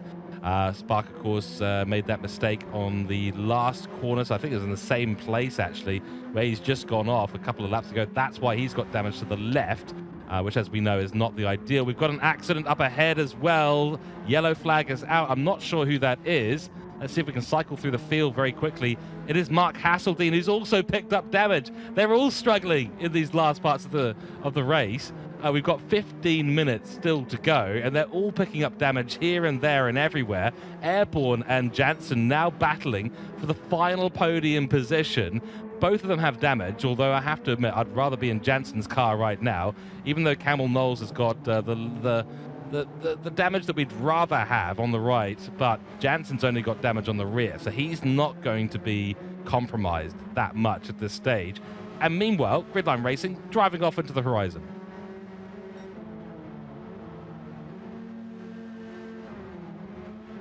Oh, well, here we go. Jansen's keen. He wants it to happen sooner rather than later as they jump through the death sausage. You can see how wet it still is on the inside of the apexes, both of which you have to ride to make sure that you get through that part of the track nice and efficiently. This is the opportunity for Jansen. He's got to send it down the inside, Ando.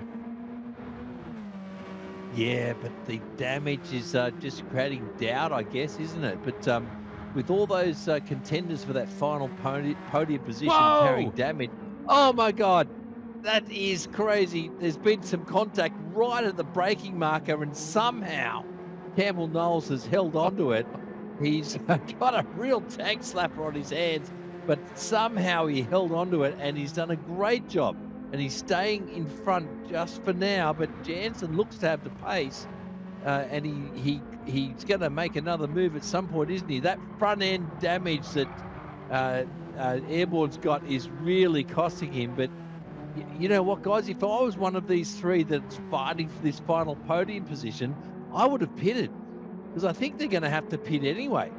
I would have pitted early, take my medicine, put a fresh set of softs on, and go for it because I'm not sure if they're going to make it to the end here without having to seriously fuel save. Because remember, they all pitted a lap earlier than the grid line guys. I'm pretty sure. Yeah. And you've got to remember as well, there is only 13.5 minutes to go, as we see on the bottom right, on the bottom left there, in the clock count. There goes Jansen looking for the move. Dear, and, dear. Oh, contact! Massive contact between Airborne and Jansen. Something was about to brew between the drivers here, and you can see there. Wow, he's got a full whammy there. Spark goes flying by, and my goodness, the three that was battling for that podium positioning.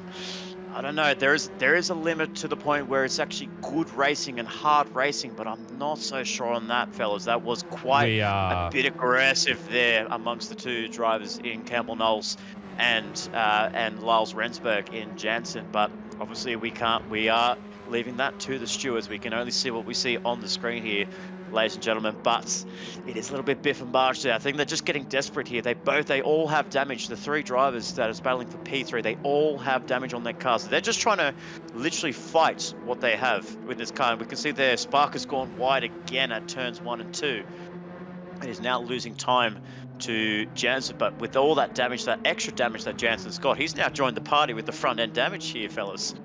Oh yeah, I mean this is a party that is escalated. The police or the noise police may have been called already to this one, and I suspect we're going to have at least 2 or 3 drivers making a trip down to the steward's office after this one. That incident we saw just before, it looked like Campbell Knowles got squeezed. That's what it looks like to me. I think he got squeezed, and Jansen tried to get over to the inside to cover off that dive down the inside, and unfortunately, he wasn't quite aware of the overcut or the undercut that was happening, the overlap, I should say, between the 2 cars, and he's kind of put himself in a little bit of a position there. But I'll tell you what, it's been absolutely elbows out by all of these guys. I mean, the state of their cars right now just is an indication of the hard racing that's been happening in this, all chasing after a rare podium in the TCR Cup. It's difficult to get these podiums because you really have to play the thinking man's game. You've got to play the race strategy. You've got to execute it beautifully. You add the tuning into that as well. And these podium positions often only populated by those from the top teams, mostly Gridline Racing and me, Cougar. They're few and far between. So this is a rare opportunity for all of these guys. Campbell Knowles has somehow made it back up into this position, although I think the stewards may have a couple of things to say about it. Nonetheless, he is in the final podium position. We're counting down now the last 10 minutes of this race. Fastest lap still with Jansen. No points, of course, available for that. And Gridline Racing will be absolutely stoked. This is the kind of race they needed in Lobby 2 when they're separated from the Me Cougar guys. Getting 2 cars in the podium positions, getting those extra points. We know that Me Cougar had 2 cars, of course, in the top 3 as well, so they'll be getting those extra team points, and it just means that their lead in the team's championship continues to stay approximately where it is. That's critical for them because I believe both the teams will be back racing when we head to round 8 at the Nürburgring for a sprint, which is going to be fantastic. Yeah, why couldn't the Gridline boys be involved in all these shenanigans? Seriously, come on, help a Cougar out, why don't you guys? Come on. But no, look at these 2 in tandem now. Look at them just cruising around at the front of the field like they own the championship or something. Come on, who do they think they are? 3-time bloody winners or something? Come on. Well, as I gaze over to the Me Cougar trophy case and look at the 3 trophies already on the wall, I note that despite everything, it may come down to someone's work schedule as to who gets the championship, or it may come down to the 0.5 second penalty that Gridline Racing Scotty got at Trial Mountain, which he's told us never to repeat, which of course means we are going to completely ignore his request. But they've certainly... you milk 1 goat and you miss 1 enduro round at the start. Apparently ruins a team's chances. But yeah, let's not talk about that. No, let's talk about Hashtag drop rounds. Me Cougar trying everything to keep that trophy theirs for this season, 4 in a row. will be an incredible achievement, of course. And these two aren't exactly not fighting. I mean, Pacheco's clearly got a lot of pace right now. Whether there'll be some sort of no rules, no bars held in this situation, we don't know. I suspect that Pacheco will cede the fact that Scotty is in the running for that team's drivers' championship. So we'll need to be the one finishing this race in P1. But they might have a little bit of fun out there in the last 8 minutes or so of this race. Let's just do a quick recap of what's going on. So Airborne still running in P3. He has extended the gap back to Spark, who looks like these two may have had another issue or two, as we do see a return to full dry conditions for the most part, the damage really being the limiter today for a lot of these cars, certainly P3, 4 and 5, all holding damage at the moment. Jansen in P5, followed by Troy Britnell, who's trying to get past the back marker. Legendary Berry is sitting in there, wanting to have a little bit of a race, so maybe just ignoring the blue flags for the absolute maximum allowed time, and make sure he gets a bit of racing today. He's in P9, and of course P1 Skippy, who is on the intermediate tires, the only one to do that towards the drying period, but maybe stayed out on them a little bit too long. Racing softs for him now wearing out. Fresh racing softs for Hasseldine. He's pitted twice since the rain has ended. Was the bravest out of everyone, we will admit. P8 for him, of course, was out on the racing soft when it was still a lot of moisture out on track. So definitely brave. Whether or not it was the right strategy, well, he had to come in because he was out of fuel. As the critical thing. But nonetheless, Legendary Berry getting the blue flags in P9, doing a little bit of racing with one of the other cars on the track. But this has been certainly an eventful race, that is for sure. It's not necessarily over entirely yet. We'll see what Gridline Racing does in terms of team orders towards the end of this race. And Campbell Knowles, what could have been for this man, Nick?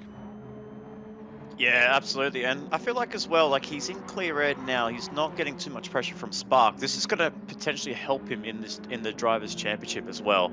So he's getting some good points to stay in 5th in the championship, try and keep close quarters to Mark Pacheco. He's not too far behind Mark Pacheco in the championship, but he needed this race. He needed to make something work in this race, and that pole position was something. He's got 2 points on Mark Pacheco on that, but when it comes to the overall points, he's going to lose out to Mark Pacheco. So he needed that little bit extra. He just needed a little bit more grip in the rain. He needed a little bit more confidence in the rain. But those moments that he had in the back end of the race, I feel like that's where it's cost him. I feel like the contact that he had with Gridline Racing Scotty Taylor on the back straight that we saw in that early phase of the wet, that was a heart and mouth moment there. And he's just been involved everywhere, all the bits and barge and all the moments that he's had sideways through corners, getting contact on the rear bumper.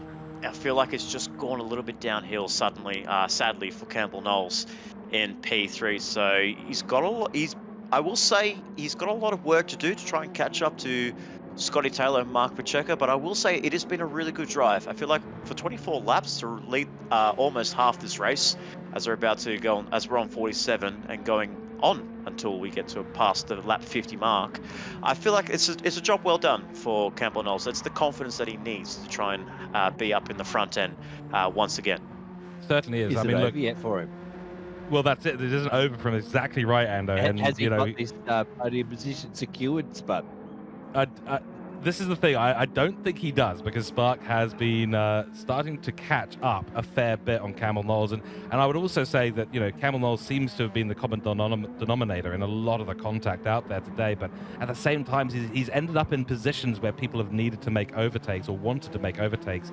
And he's been on the receiving end of a lot of that today. I mean, that's save into turn. Big time. That save into turn 1 where he had contact. I mean, he has driven very, very well. But look at where Spark is. He's right there. Yeah. 40.8 let's talk about that. versus a 43.3. Spark's on fire. He's going 2 seconds a lap faster, Ando. Yeah, that's what I was trying to allude to. Let's talk about this. This is a battle for the podium about to unfold here, folks. And we've still got 5 minutes to go in this race. And it looks like, while Spud was talking there, poor old Airborne has been caught hand over fist by Spark, who also has damage. They both have damage, but Spark's just crazy fast as he goes past him on a straight line like he was standing still. And he's gone wide there, though. He just avoids a penalty, I think. And he's made that move stick, but this is what I'm thinking, guys, Spark's got all the pace here. I think he's going to drive away from him now. It is absolutely incredible to see this comeback from Spark. We felt like he was out 5 laps ago when he went wide into the barrier in the final corner, and that was his day done. Like, pack your bags, P5 is going to be the best result. But he's now all of a sudden come back into P3, and I'll tell you what, this is the kind of thing I like to see with the team camp in Rusty Nuts Racing. We had to allude back to round 1, where this team was P3 and P4 in qualifying. But unfortunately, the race did not work in their favor whatsoever. 6 rounds later, we're in round 7 here at Dragon Trail Gardens in these spectacular conditions. A bit of wet, a bit moist in the air, but now it's dried up. It's good to see this comeback here for Rusty Nuts Racing to hopefully, with 3 minutes to go till the end of this race, so 2 more racing laps to go before we see the conclusion of the race. It's good to see this team getting themselves up towards the pointy end, and it's great to see this car and this team in P3 and now pulling away from Campbell Knowles in P4. So great to see Rusty Nuts Racing up in that podium position with just under 3 minutes to go. 2 words: no contest. There was no contest there at all, and we saw him make a few mistakes here today, but all the conversation's going to be about this, I suspect. Mentality-wise, you're Campbell Knowles right now, Ando. What are you thinking? You could set a Rusty Nuts Racing car just fly past you like that, and there's your podium gone. Well, you're thinking like touche, sir, because Spark's just on fire. They've both got damage. They've both got medium tyres. They've both got about the same amount of fuel left. The only thing I can think of is that poor old Campbell Knowles' damage might be a little bit worse than Spark's. So I don't know if we know in this.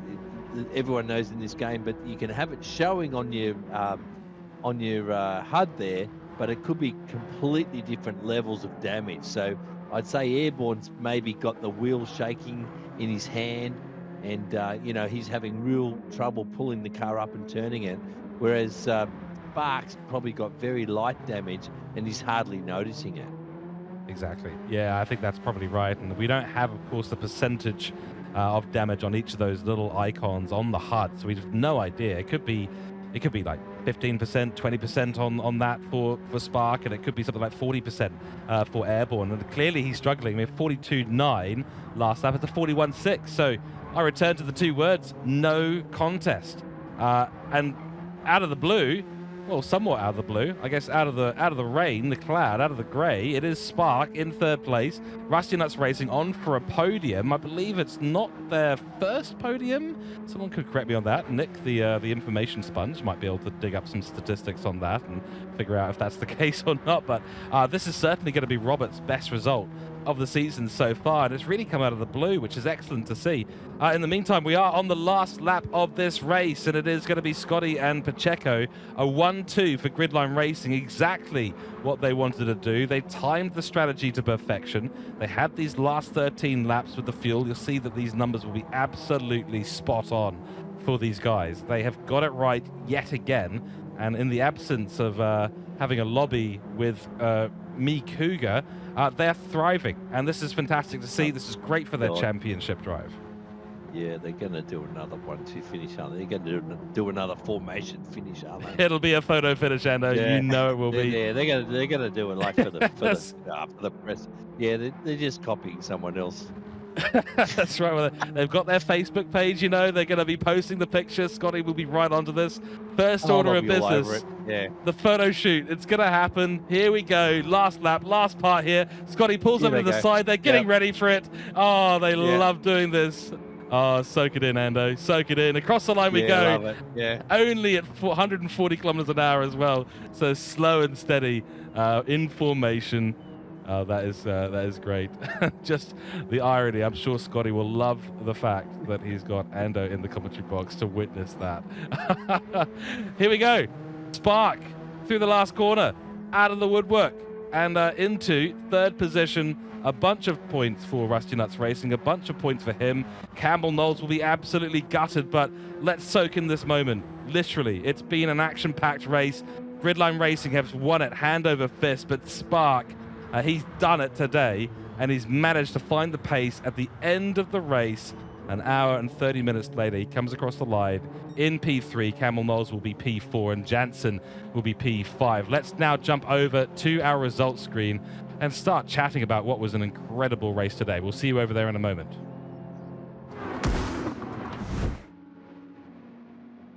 Wow, great stuff. Here's your top 6 at the end of Lobby 2's race. 90 minutes at Dragon Trail Gardens reverse. Scott Taylor on top, 100 points for him. Mark Pacheco, of course, taking 92 points there. So Gridline Racing 1-2. That's extra team championship points for the team as well. Nick Roberts, wow, we're going to talk about this in a few moments' time, but Rusty Nuts Racing, a huge result for them today. Campbell Knowles, what could have been. He qualified on pole position, but the race did not go his way. 86 points, of course, for that. He gets the extra 2 for that pole position. Lyle Rensburg, who Nick had a lot of hope for, but I think cursed at least once during the race for Mad Turtle Racing. 80 points to his name, and then Troy Britnell in P6. Team 55 getting 2 cars up there in the top 6 today. Fantastic stuff. Chat, let us know who your driver of the day is. Let us know what you think of today's race for Lobby 2. And in the meantime, we're going to go to Nick and then to Ando, get some summary on the race and a driver of the day nomination, please. Yeah, so overall, that was a fantastic race amongst our drivers. 90 minutes of racing here, a small grid of cars, but my goodness, that was action-packed. Front of the grid to the back of the grid. That mid-pack, the battle for P1 was intense, was spicy. That battle pack for P3 was absolutely incredible. And I will dig up a fact here, as you alluded to me earlier. This is actually Nick Roberts' first podium in MotorMotion E-Series for the TCR Cup for Season 4 in Round 7. This is his first podium, and Rusty Nuts Racing's first podium. So a big, I'll give a big round of applause to Nick Roberts there. A fantastic result and some great points next to his name.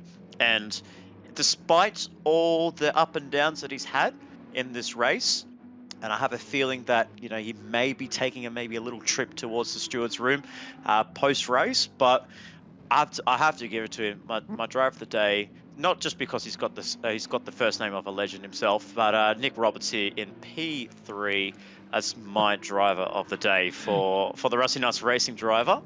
I knew that would tickle you a bit, George. But yeah, that is P3 for Nick Roberts. I'm very happy for him. He's done really well, and I just feel like that race he was nowhere. You have to remember back, if our viewers watch back at this this stream, he was absolutely nowhere. That rain period is what brought him up towards the front of the field. That rain where he was sitting behind Mark Pacheco. Where is he finished now? He's behind Mark Pacheco, a fair distance away from Mark Pacheco, but he was with him, and he stayed with him throughout that whole rain period, and that's how he got onto the podium. So well done, Nick Roberts. You are my driver of the day. And what a fantastic result, and what a fantastic race as well. Yeah, very exciting. Never short of a little bit of bias here in the commentary box, as we've said before, and as we will inevitably say again. Ando, your summary of the race, pretty intense stuff. Not the biggest grid out there today, but I think there was a lot of racing. So let's get your summary and a driver of the day as well. Yeah, that was the best race. What was it, 8 guys? That was the best 8-car race I've ever seen in my life. That was so cool. We had so much to talk about and commentate on. I'm pretty sure we were going to talk about, what do you prefer, crochet or croquet? You know, like I was, but there was not a moment. That was such a good race. There was so much to talk about, so much going on. It was great. Action was aplenty, tyre choices, pit strategies, fuel strategies. It was all going on there. But you know what? I've got to give my driver of the day to a bloke that had a little whoopsie at the start. He was facing the wrong way, and he miraculously avoided damage, and he ended up rejoining the field in about P7 or P8, I think it was, George. And he comes back for P2. And I'm going to give it to Pacheco because that's a pretty good drive, if you ask me, any day of the week. Yeah, absolutely. I think that's a good call. And for my driver of the day, it absolutely is Mark Pacheco.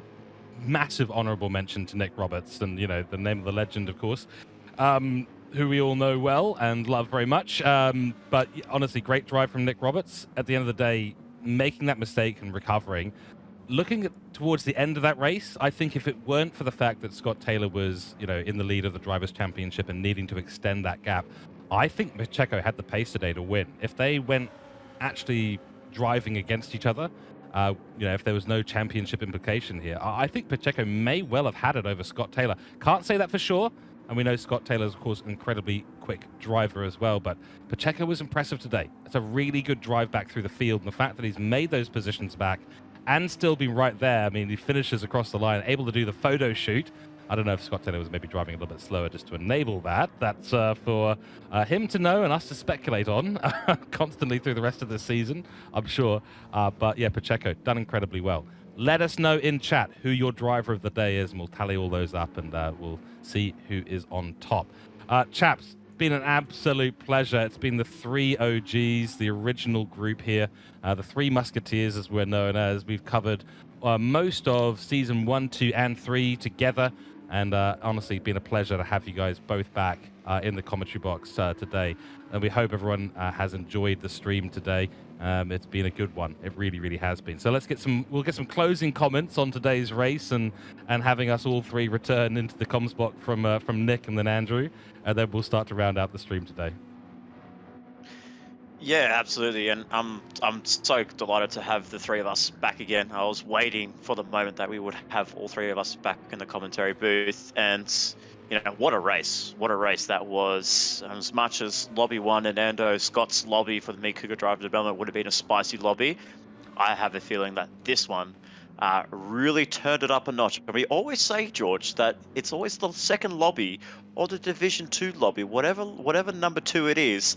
It's always something about it that brings a little bit more humbleness, a little bit more excitement to our audience as well, and excitement for us as well in the commentary booth. This is what we call the Wild series. We call the Wild Lobby, and it absolutely delivered. And I really, really enjoyed that. So it was a privilege to be alongside Ando and yourself, George. And what a race that was! I'm just full of excitement, and it's good to have Ando alongside me as well, and it's good to see him.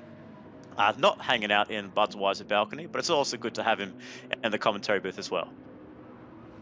Yeah, I'll call it pure blonde balcony if that works, because yeah, that's what I was able to source down there at turn 1. You can see the grandstand there. Yeah, so Dragon Trail Gardens does have a beer outlet, so I managed to find it. But yeah, great to be back with you guys. Awesome race. That was such an exciting race for an 8-car field. I've already said it, the best 8-car race I've ever watched in my life. So, yeah, great call, guys. Thanks for watching, viewers, and over to you, George. Thanks very much. All right, we'll leave it there for now. We'll go to our outro in a few moments' time. Big thanks to everyone who's raced today. Great race. Really exciting. Lots of action. Some championship implications as well, which we love to see. Nothing like a little bit of rain to spice things up. Big thanks to Nick Pautasso and Andrew Scott for jumping in the commentary box today. I'm sure we'll be back at some point. We shall see. In the meantime, we'll leave it here and we'll head to our outro. So we'll see you there.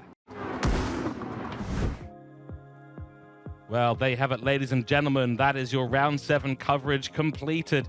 And what a round of racing. We know that round 7 for Lobby 1 was an exciting race as well, but boy, oh boy, nothing compares to the Lobby 2 action these days. Ryan Spann maintains his 10-point lead over Scott Taylor, and Nick Pfaff closes in ever so slightly, now down to only 22 points. Mark Pacheco for Gridline Racing in 4th place, Camel Knowles for Team 55 on 382 points, and then Luke Stone for Team Capital on 366.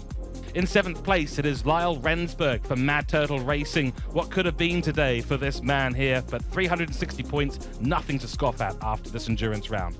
Just behind him, it's Michael Brill for Lightning Motorsport, Matthew Joynton only 4 points away, followed by Chris Farepapa, Andrew Scott, and Troy Britnell. Over in the team's title, it looks like this. The gap has opened up ever so slightly between Gridline Racing and Cooke Driver Development, with now a 16-point gap between the two teams. Team 55 in 3rd place, equal points on 708 to Lightning Motorsport. This battle for 3rd place in the team's title is heating up at a rapid pace. Asta Racing and Team Capital in 5th and 6th respectively. Then in 7th, it's Hassel 1 Motorsport, followed by Mad Turtle Racing, Rusty Nuts Racing, CP Motorsports, Black Rose Racing, and our new team, Jamco Racing, replacing Yugen Global for the remainder of the season. Well, it has been a fantastic round 7, and with 6 rounds behind us, only 3 ahead of us now, we are looking forward to the Nürburgring Sprint next week for round 8, followed by the 22 lap in round 9 at Lago Maggiore, Catalunya GP being, of course, our finale of the season.